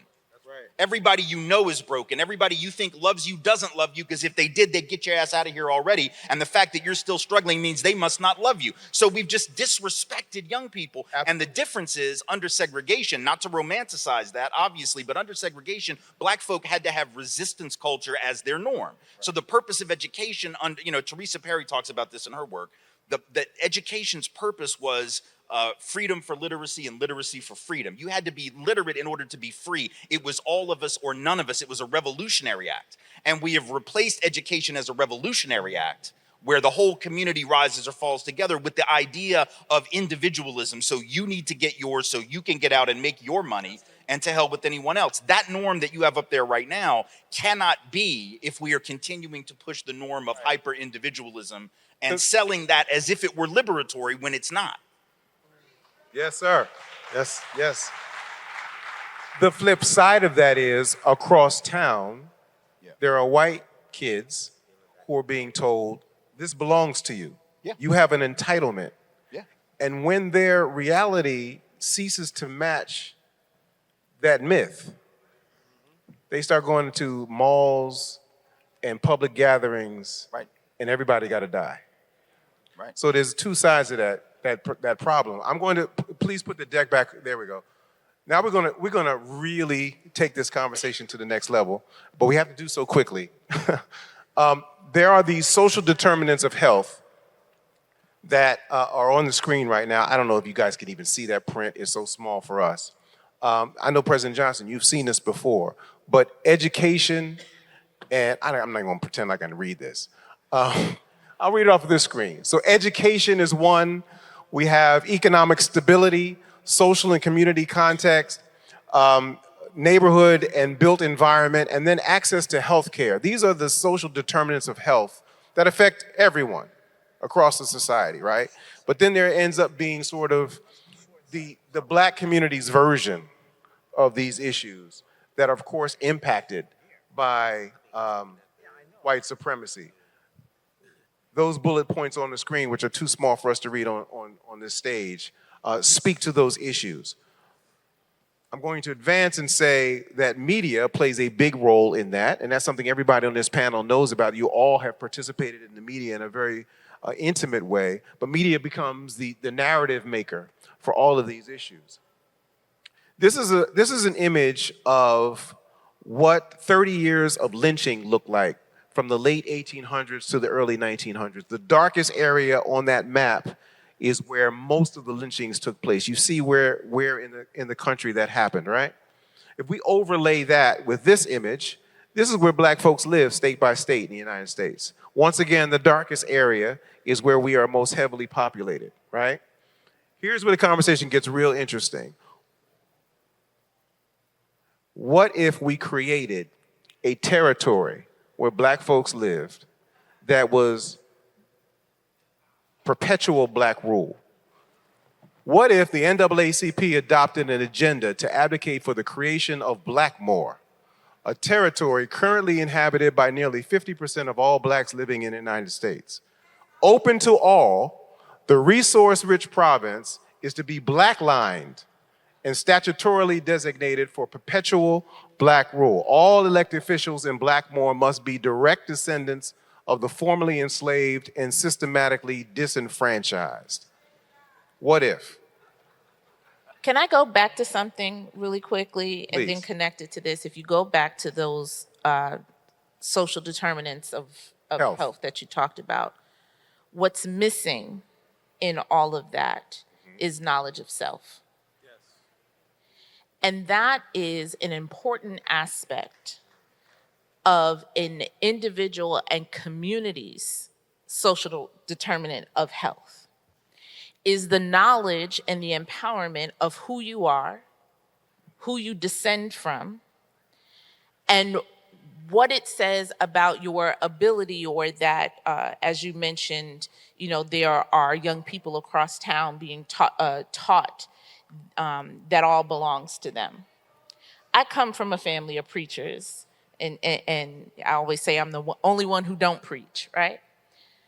And I remember my uncle, Bishop Williams, used to preach a sermon about being black and being self-determined, that if you read the Bible, you'll see all of these scriptures that highlight where people descend from and who they descend from, and how that connects them to a community, to their purpose, and to their God.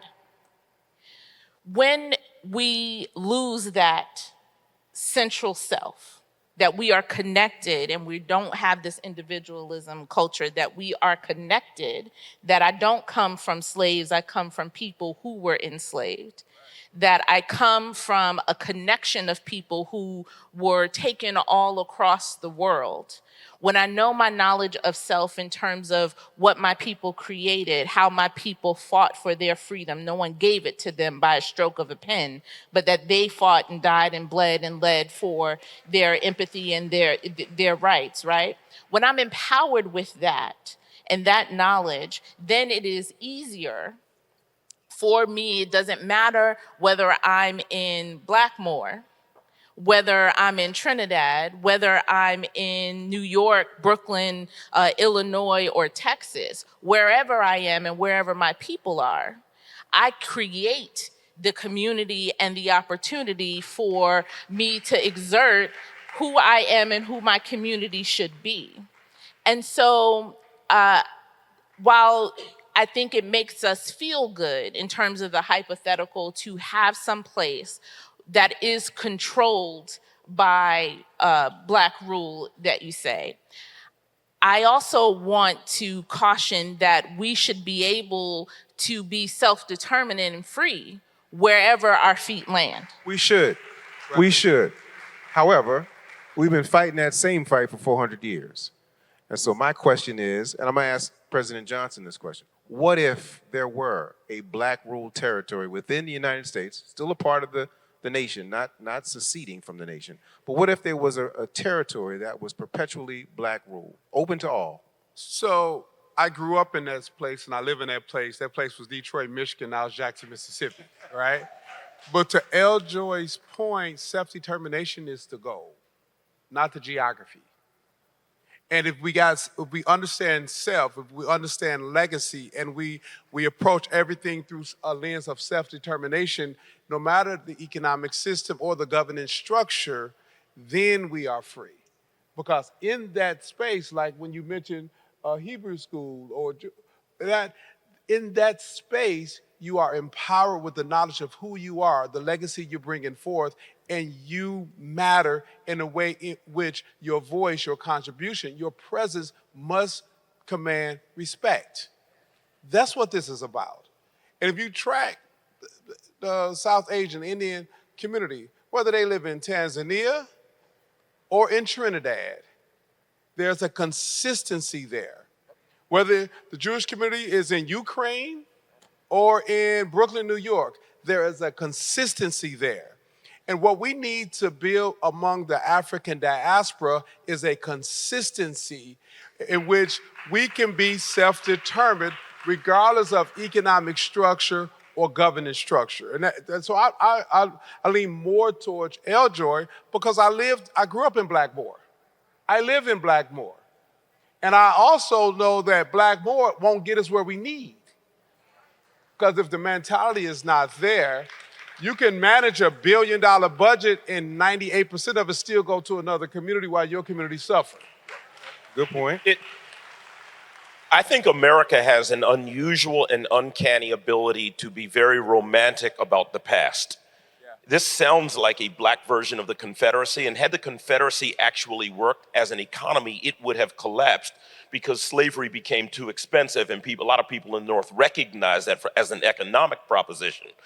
Anytime you're trying to carve yourself out, you are playing exactly the role that Russia is playing right now, of trying to manage the world, and the world is too big to manage. Empires set themselves up. I think we might be headed down that path, but I think what we've got to look at, which is the roots of what the NAACP was all about, and figure out not how we balkanize ourselves, but how we fully work together, but work together with the E word that I liked earlier, with equity.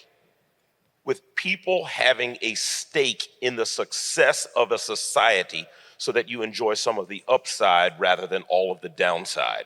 And as you talked about the Black determinants of health, the one thing that happened in Philadelphia out of my church, before Black political structure evolved and responded to COVID, there was a Black woman in my church named Ayla Stanford who created something called the Black Doctors COVID-19 Consortium, who was testing African Americans because the hospitals, like the University of Pennsylvania, located right in West Philadelphia, were not testing black people on their own staff.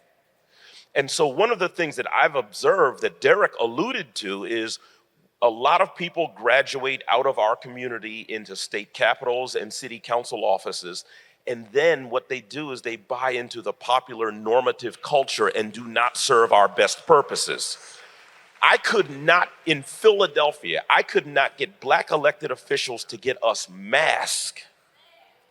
And for a woman who was testing their staff and testing their families. And so we fundamentally do not need preachers and leaders and community activists who put themselves first and our people last.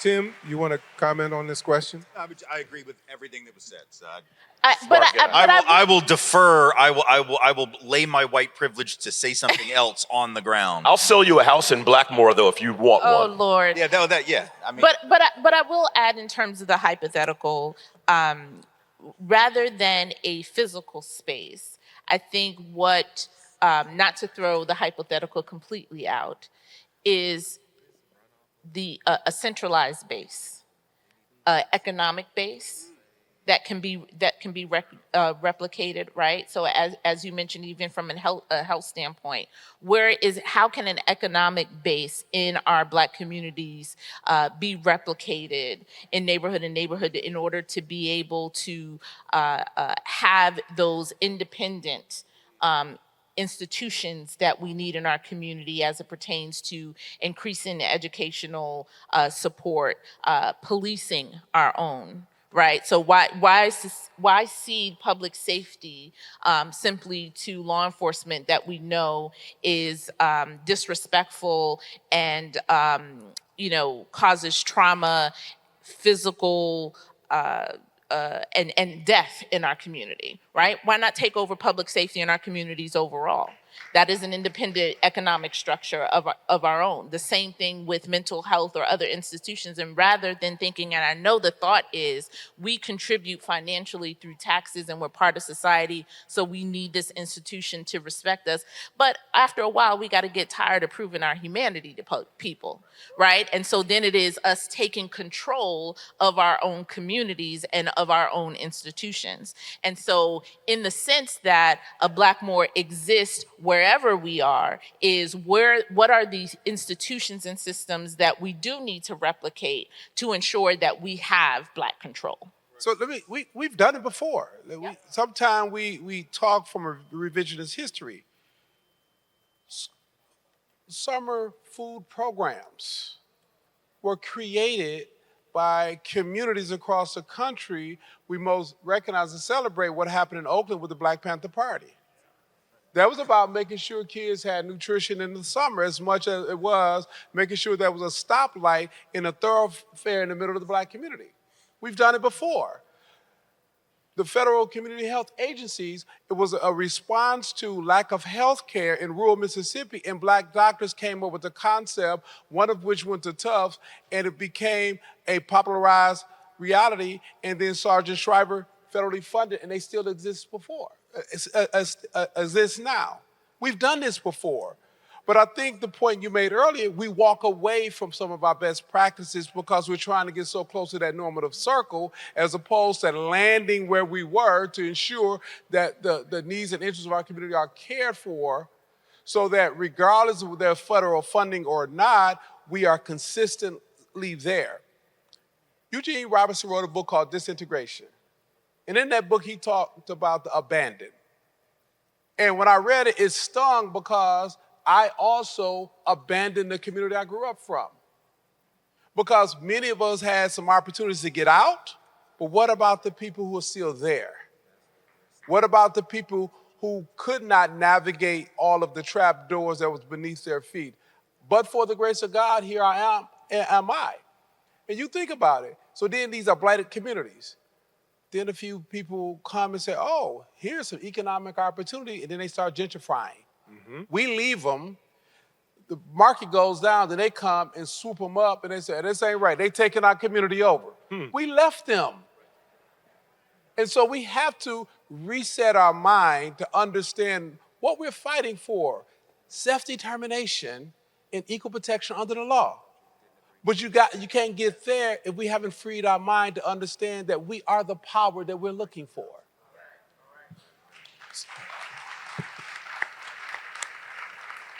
Tim, you forfeited the opportunity to speak on this particular question and cited your white privilege and say, I'm going to lay it down at this moment, right? Give us... One Paul, we're saying wrap up. We're not wrapping up. We're going to go another 15 minutes because this is a good conversation. Continue. Only you can make that call. Okay. And the chairman made the call. There you go. Give us the benefit of your insight from being on the other side of the wall, if you will. How steep is our climb in terms of getting other folks who don't look like us to embrace this crusade to dismantle white supremacy? So this is the white people whisperer part of the program. Right, Is that exactly.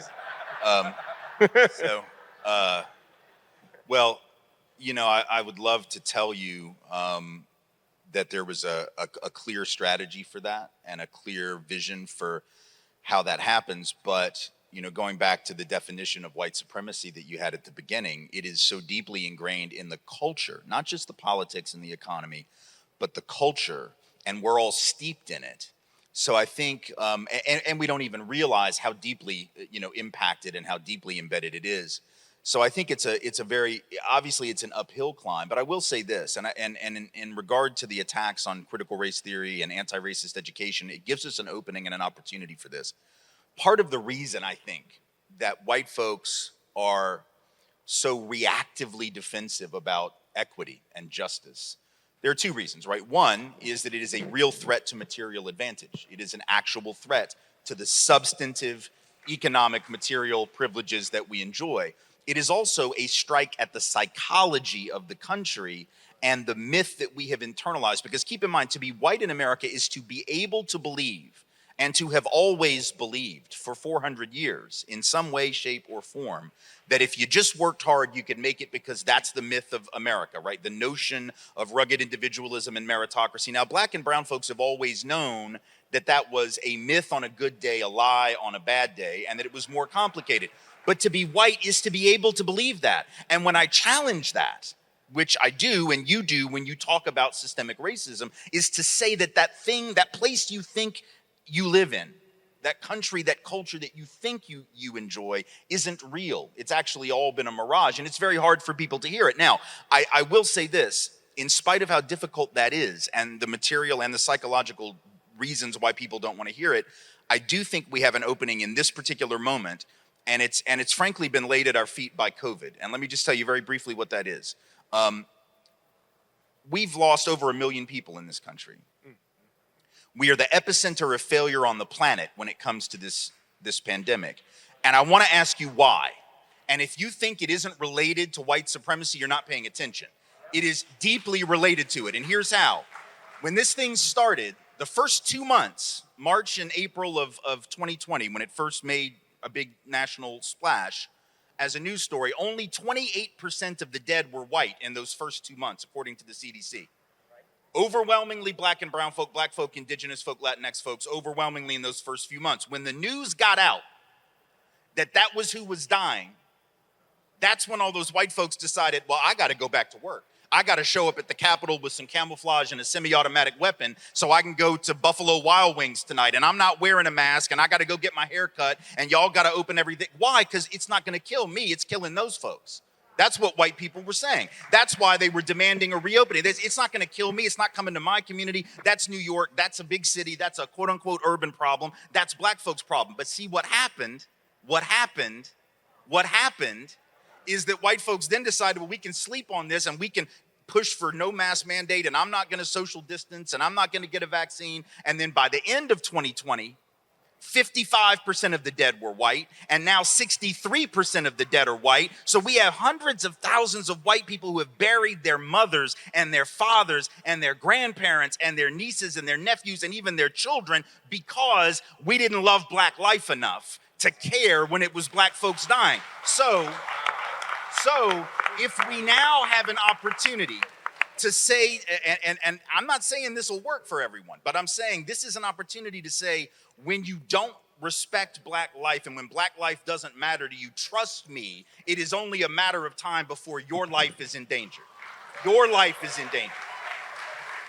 Let them die, you will die. Maybe not tomorrow, maybe not next week, but it's coming for you. And so in that regard, all those privileges that you enjoy are toxic, and you'd better figure out a way to give them up if you want to live another week. Wow. Hey, Kyle, you think about it. What he just described was the crack cocaine epidemic and the opioid epidemic. When it was a black problem, lock them up. When it's a white problem, it's a mental health crisis. Right. So go ahead. The thing that we fundamentally don't get in America, and I'll say white people fundamentally do not get in America, is we're all on the same boat. It might get to your cabin after mine, but I promise you, there is no way to separate what is moving through a boat. Right. And I think what you talked about before, at the center of it is media, because right now, we don't get information from media, we get affirmation. People go and find exactly what they want to get to affirm the position they started out with. And as long as we have that kind of ignorance, white supremacy will be the rule of the day, and it will tank this country. Right. The amazing thing about white supremacy, one of the amazing things about it for me, is this recurring tendency for people to, the allure of being a part of that normative circle, even when ultimately it proves to be against your best interest. The MAGA hat wearers who couldn't step foot in Mar-a-Lago and have no health care, right? But will carry those banners and will make all that noise and all that fuss when it's not even in their best interest. And now, as you say, they make up the majority of COVID victims. So can I be unapologetically black for a minute? Because saving white people is not my ministry. It may be for others, and thinking about, because part of that white supremacy surge is also us thinking about how to convert or fix them, or how to bring them to the table so that they'll be less mean or less directive to us, and that's not power. Because you are still thinking about your oppressor. And I'm not talking about individual people, right? I'm not talking about individually being or being mean or destructive in that nature. But it's really about us. How do we center Black lives and Black people, even amongst us, so that it is not my job to make someone a white person in a position of power feel better about empowering me or giving me something, whether it be legislatively or policy-wise or economic. So when we go Brooklyn and New York, when we go to legislators, when we go to the governor, we're not asking for a favor to improve our lives or into our community. We are going in with all of the power that we know we have to demand what is ours and what our community needs. And so part of that breaking that white supremacy is not also thinking so much about how we can bring other people to make them feel better about affirming Black lives, or even saying that's other people's ministry. Tim, that's your ministry. Go and tell white people why they need to, prioritize Black lives to save themselves, because it still then is all about them, rather than it being about us using our collective power to uplift and empower our own selves and our own community. Got it. So and that's something we all have to challenge, because we've been brought up in that white supremacist culture, that we have to think about the things that we are demanding, the things that we are fighting for and advocating for. Am I trying to convince somebody that they should do a favor by maybe not killing us so much when they are, trying to police embrace a community, or am I going in and saying, you know what, you haven't been doing this job correctly, and I'm sick of protesting and fighting about it. We don't need you in the community at all. I'll do my own public safety. So you know what L. Joy just highlighted, I'm gonna bring it to a current practice by using history. Student Nonviolent Coordinating Committee came to this juncture of 65 and 66. And the agreement on the Stokely Carmichael with his head was Larry Rubin and Ira Goop and all those white SNCC activists, they said, you know what, we gotta go back and organize our community. Ooh. Stokely Coordinating say, good, because we're gonna go to Lowndes County and empower that community. That was that breakup. So you fast forward today. If some of you branch presidents, you criticize our young people who operate under the banner of Black Lives Matter. You isolate them. Those are our babies. It is our job to protect them, to make sure they have a platform to use their voice. It doesn't matter whether they use NAACP as their vehicle or another organization, because if they're focused in on our community, and so we can't pander over here for people that they can't hear us. We must empower over here, recognize at the end of the day, we all have to move in the same direction. But as she said, it ain't her ministry. It's not our job to convince. It is our job to empower and grow so that next generation know where their position is in this country. Well, it is appropriate that the president and chief executive officer of our association have the last word. I want to thank the chairman for giving us extra time. He's holding his finger up. He's coming on stage. Watch out. Uh-oh. In the meantime, I do want to thank our panelists. Would you join me with that?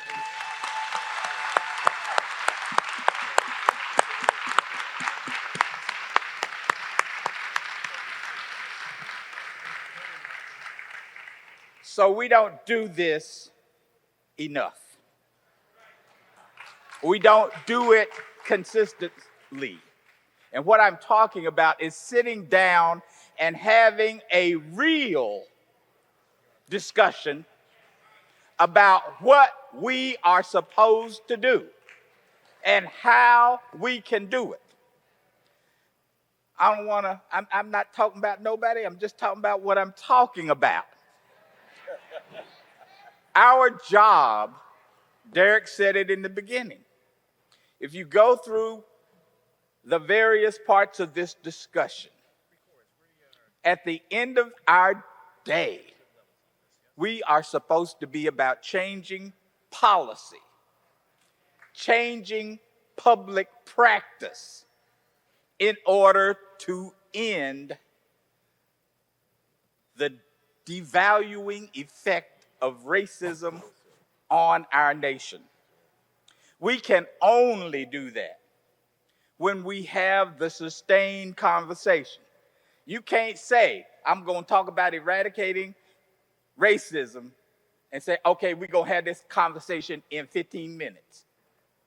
That don't work.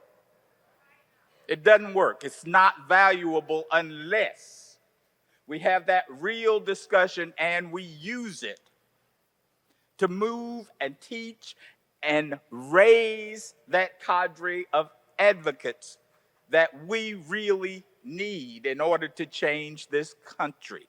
Thank you, Kyle. Thank you, every member of this panel.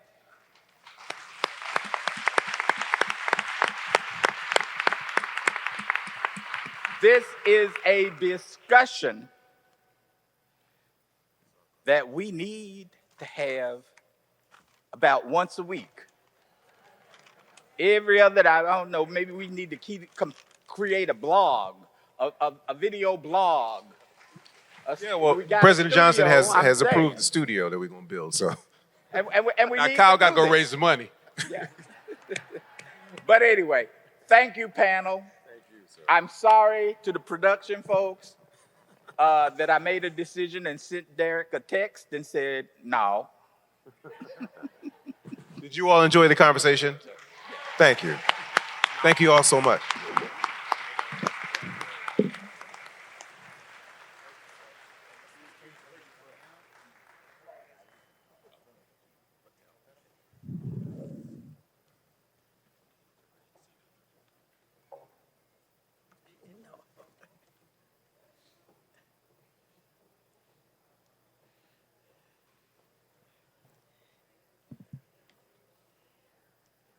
Let's give the panel another round of applause for a great.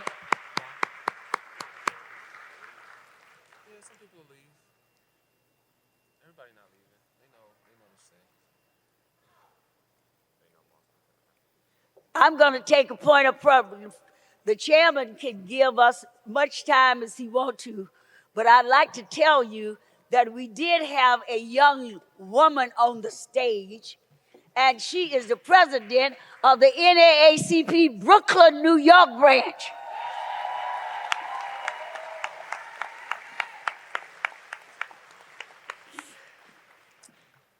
Thank you, delegates and alternates and visitors.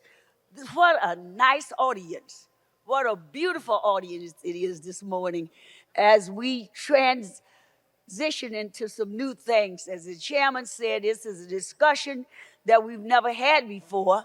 And from what I observed sitting there and hearing the amens from the corners, that you all really enjoyed the discussion. Let's hear it again. Now you gotta be quiet because you got to listen to this very carefully. I'm delighted to bring our convention planning chair and member of our National Board of Directors, Mr. Michael Turner from Detroit, Michigan. Sit back because this is going to be exciting. Mr. Turner.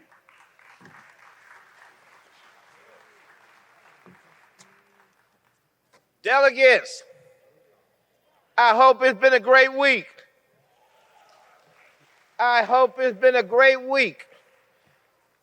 As we near close, please don't go anywhere. We have a lot of important information, but I want for you, we scheduled some downtime this afternoon.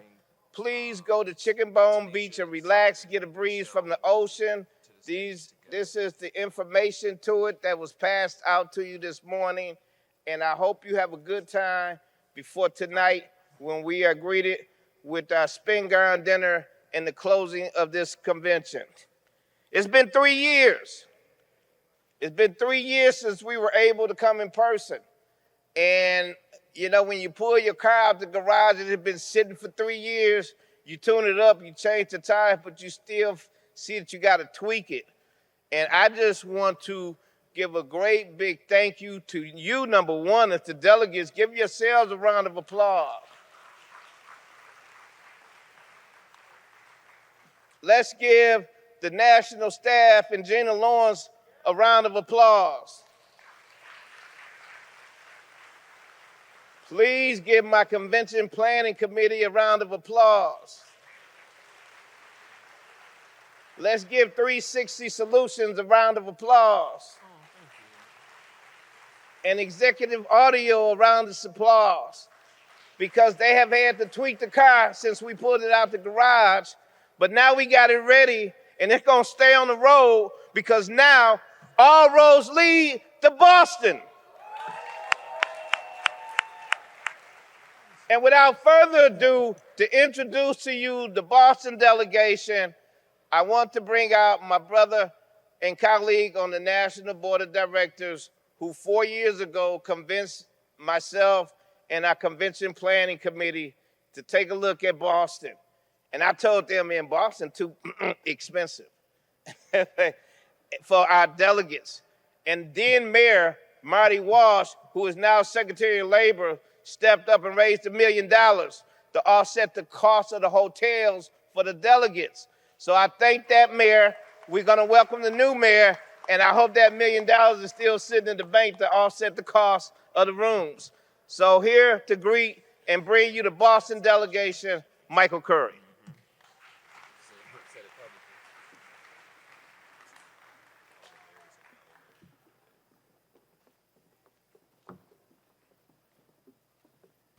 Good morning, delegates. I need a little bit more than that. Good morning, delegates.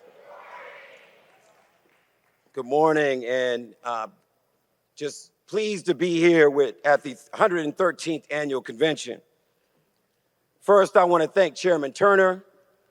You are a phenomenal leader and chair of the Convention Planning Committee. And I'm very thankful to call you a friend. Please give a round of applause for our leader of the Convention Planning Committee, Michael Turner.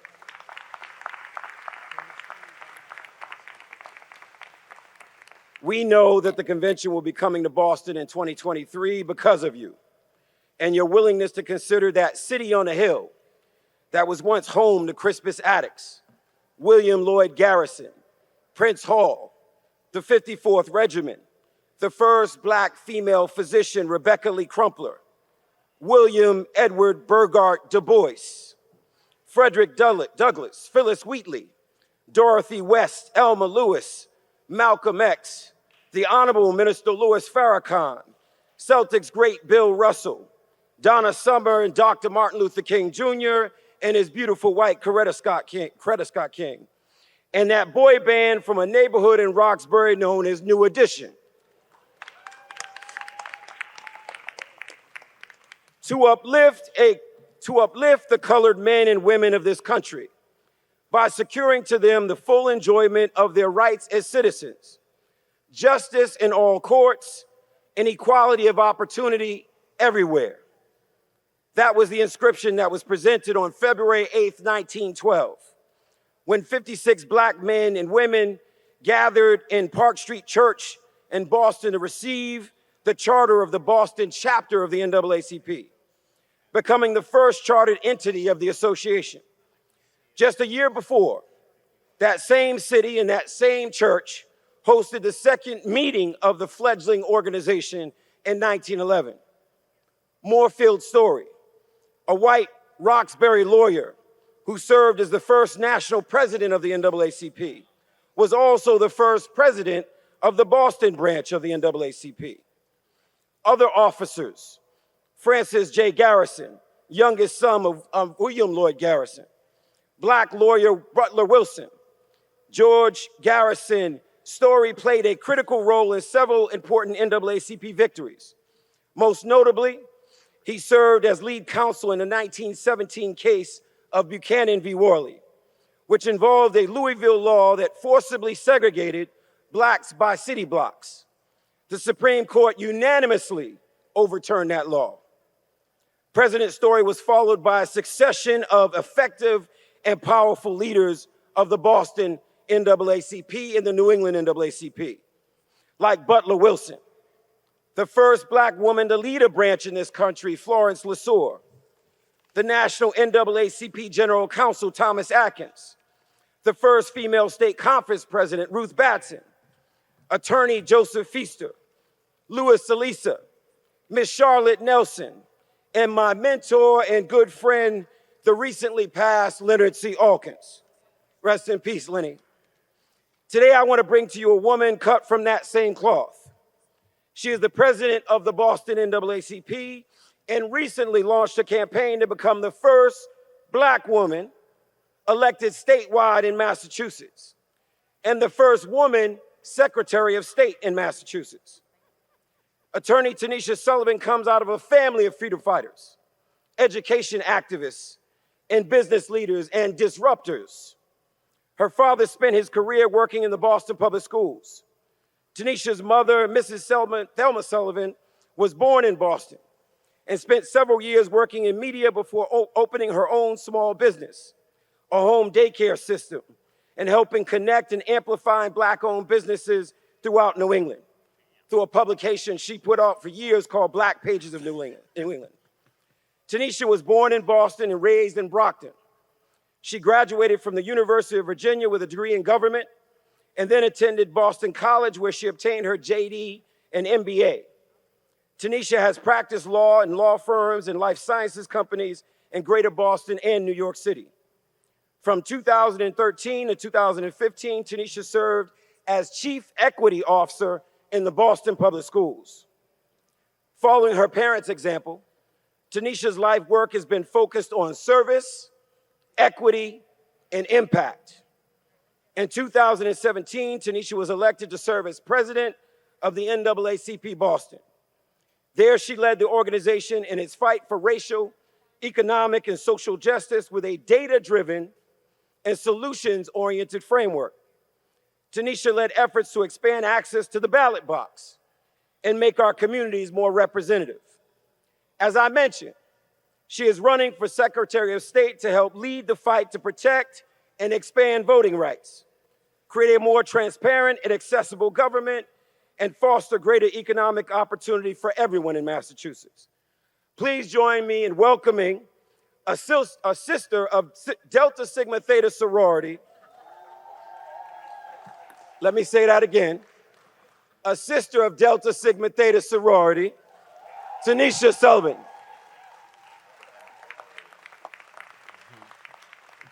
We should have started with that. Michael, where did you go? I'm like, where did you go? I do want to thank you for the warm introduction. And I do want to take a moment just to acknowledge that Michael is my predecessor as president of the NAACP in Boston. And for those of us, yes, you can clap for that. And for those of us who have been in service, we know that, transitions from leadership to leadership are not always the best. But I am so fortunate and so blessed that the work that Michael did as president of the NAACP in Boston laid such a firm and solid foundation in the city of Boston that we have been able to continue to build. That is a blessing. And I hope that for all branches. And Michael, I want to thank you for your friendship. Thank you for your bold leadership in the city of Boston and for your visionary leadership here in our association. Thank you. To Chairman Russell, Vice Chair Boykin Towns, President Johnson, Chair Turner, Vice Chair Dukes, President Cofield, our national board members, our hard-working national staff led by Eris Sims, to the historic Boston branch, and to my NAACP family, good morning. It is still morning. And also to the Atlantic City branch, the New Jersey State Conference in the city of Atlantic City, I want to join the chorus in thanking you for providing us with such a wonderful NAACP experience here in Atlantic City. Yes, we can clap for them. These past few days have truly demonstrated the impact of the NAACP. This is indeed power. We are power. And I am honored as president of the Boston branch that we are able to serve as the host unit for the 114th National Convention, delayed but not denied. And as Michael shared, Boston, the birthplace of the American democracy, home of the first chartered branch in this association, has a rich history, not only in our country, but also among our many units. But I want to share this. Our legacy of advancement as it relates to racial justice is not a period. There's an and in there. The history of the Boston branch also speaks to a legacy of uplifting women in the fight to advance racial justice across our country. And today we serve on the front lines in the fight for racial, economic, and social justice. And we're seeing the results of our systemic policy work in the educational equity, economic opportunity, policing reform, health equity, and voting rights space. But we know that there's still more work to do to ensure that our communities actually experience the impact of those policy changes. So as we prepare to host the 114th National Convention, please know that we will continue to work alongside our elected officials, community stakeholders, and residents of Boston to identify sustainable public policy solutions to the racial, social, and economic inequities that persist.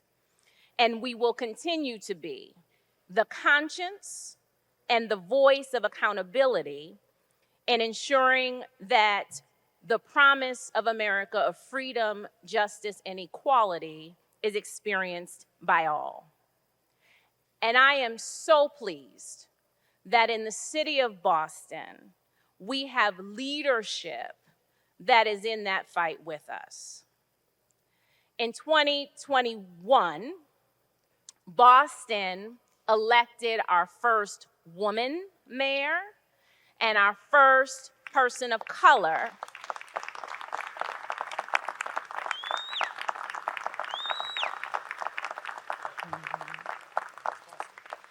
Michelle Wu is a daughter of Boston.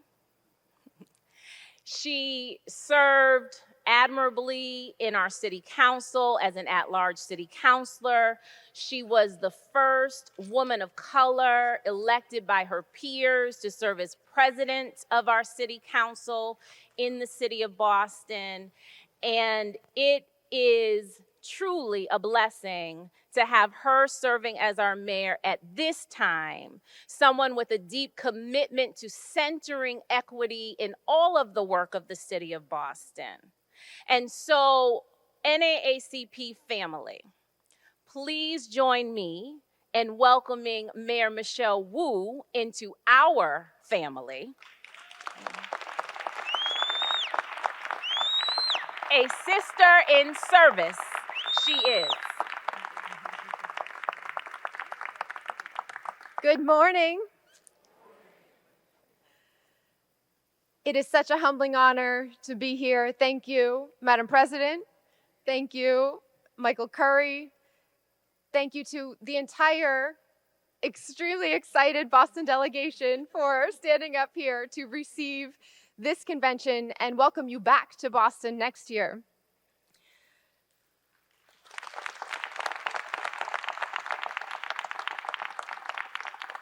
To Chairman Russell and the entire board, President Johnson, Mr. Chair Turner, and the entire convention committee, to Mayor Small, thank you so much for setting the standard of what we should be aiming for and allowing us to continue building alongside you.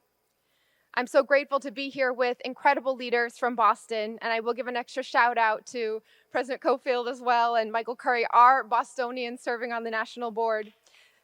Thank you for your service.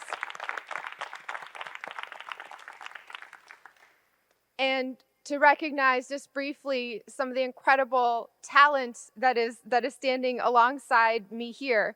We have several leaders in government, elected officials I'm proud to serve alongside. City Councilor Lucy Louijen is here.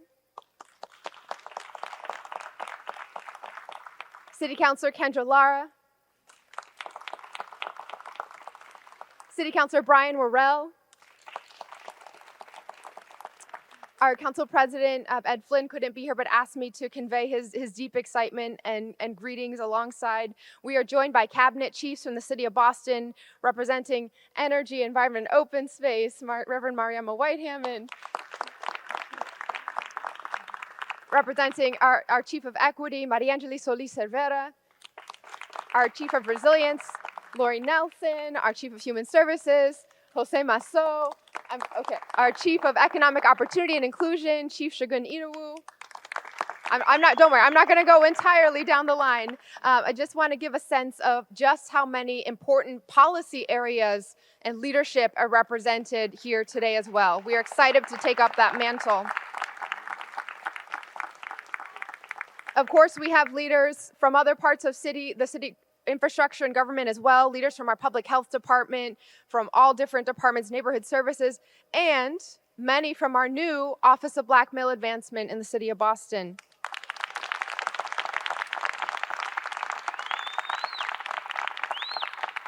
And thank you to the Boston branch, the oldest chartered branch of the NAACP, for making sure that a multi-generational brilliance is represented with our leaders from back home coming in representing Boston here as well.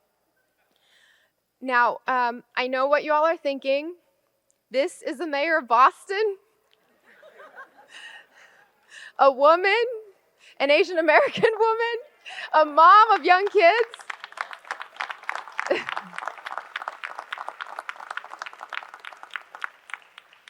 And I want to first just center that I am only here because of those before me.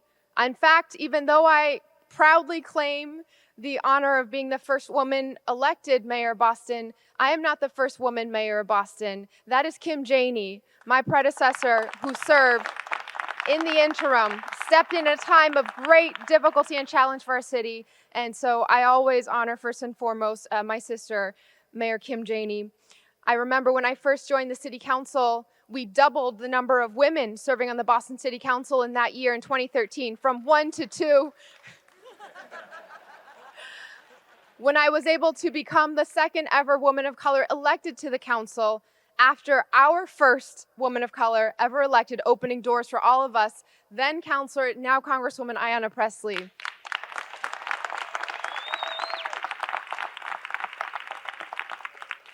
And it's not a new feeling for me in many spaces, feeling like I'm in systems and now rooms that I never should have been in. Because just as this incredibly esteemed panel discussed earlier, I am well familiar with the fact that to some in this country, I never should have even existed in this country. I am the daughter of immigrants. My parents came to this country as a wave of immigration that was only made possible because of the civil rights movement, knocking down the quotas that existed for immigrants of color to come to the United States. And so I exist in this country because of the NAACP and Black activists who cleared the way for everyone to be seen, to come through that door. Now, Boston has played a role in this incredible history in our fight for freedom and the ongoing struggle for liberation since the founding of our city. And we are proud to welcome you back and reconnect Boston's deep legacy of helping support and advance the civil rights movement and the incredible connection with this organization as well. We know this is our return now twice in 4 years, Madam President. Double the planning, more than double the fun. Although I do want to set some expectations because I heard last night about the mermaids in the pool, and I don't know.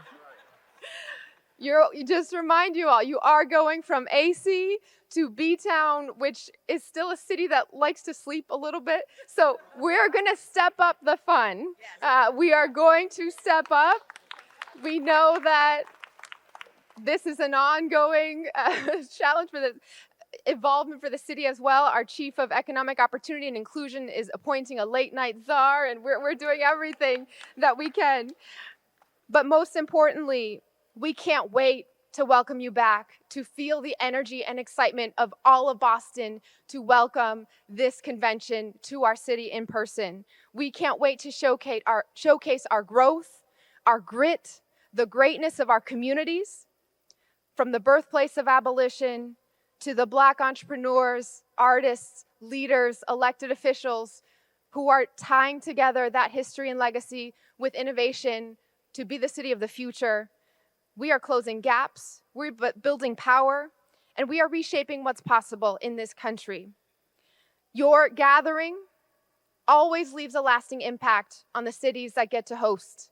And so most of all, I want to say thank you for helping us in our ongoing fight to keep leading the way, to keep deepening our legacy and moving in the direction of liberation, equity, justice for all. So thank you so much. I ask that you help us achieve the highest ever turnout. We want to see the numbers pumped up when you come to Boston with us.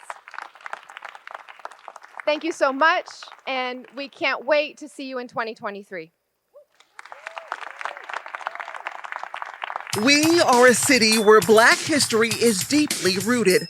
From our country's beginnings to the abolition movement, to desegregation, to the fight for civil rights, Black Bostonians have stood up, spoken up, and paved the way. This same spirit of courage and freedom and determination continues today. Hello, NAACP family. I'm Tanisha Sullivan, president of the NAACP Boston branch. It is my honor on behalf of the members of the NAACP Boston branch to welcome you to my hometown, the city on a hill, the city of champions, Boston, Massachusetts in 2023. My name is Michael Curry. I am the former president of the Boston branch of the NAACP and a member of the National NAACP's board of directors. Just a year from now, we look forward to welcoming you all to Boston, Massachusetts, or as we affectionately call it, Beantown.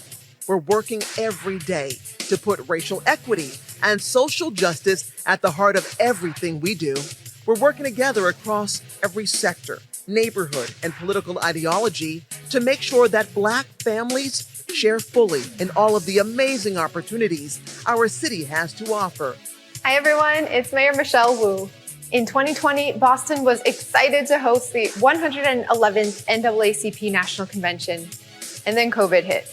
Now we're looking forward to hosting the 114th convention in person right here in Boston in 2023. We're a city with a long legacy of pushing our nation to truly live up to the ideals on which it was founded, liberty and justice for all people. Today, that legacy lives on in our communities, our institutions, and the many incredible organizers and activists who call our city home. Boston has been a leader in so many battles throughout our history, and today, Boston is ready to lead again. I am honored to be hosting the important work and the incredible leaders of the 114th NAACP National Convention. Thank you for all that you do to continue to push our country to live up to the possibility of its promises.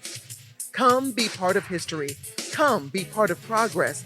Come take your seat at the table.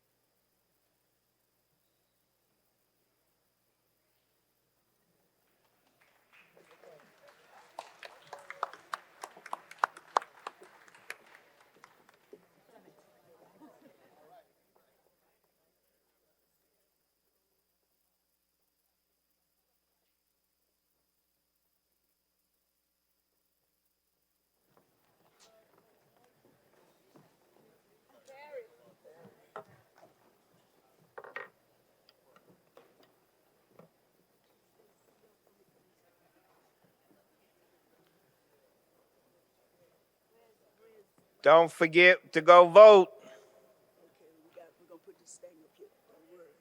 We have a voting message coming to you momentarily. Please stay to listen, but we have an election. Please go vote immediately upon leaving here.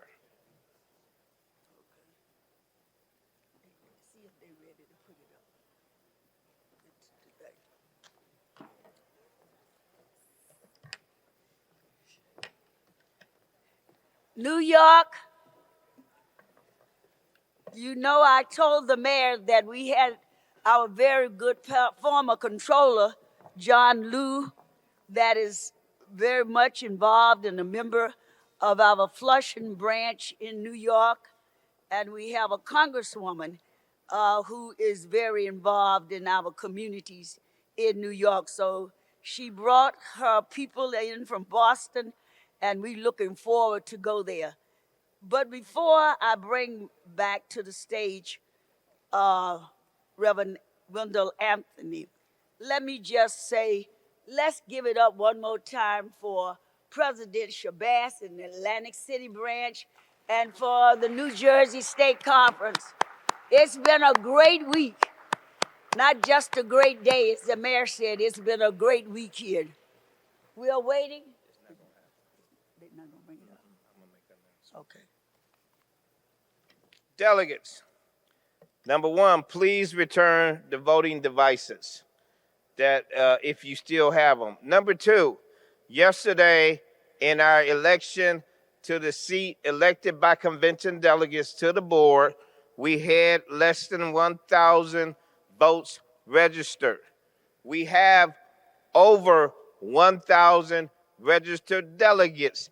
The Constitution states to win, you must receive 50% plus of the registered delegates total.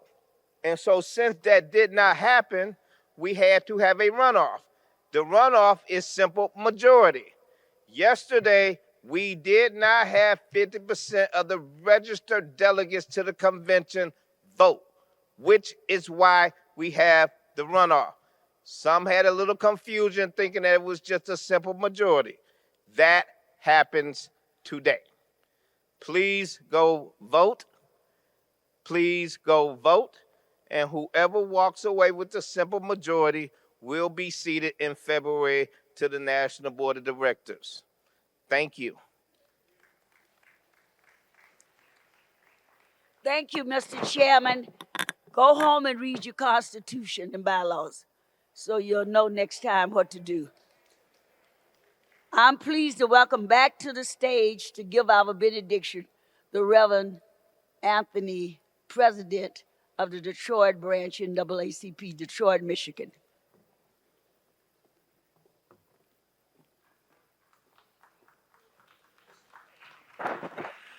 Let us stand for the benediction. Let us all stand, if we can, for the benediction. Thank you so much. There's an old African proverb that says, when all has been said, there is no need to extend the meeting. The people of God all said, amen. God bless you. The plenary session for the 113th National Convention is closed. I will see you at the dinner this evening. Go enjoy Chicken Bone Beach.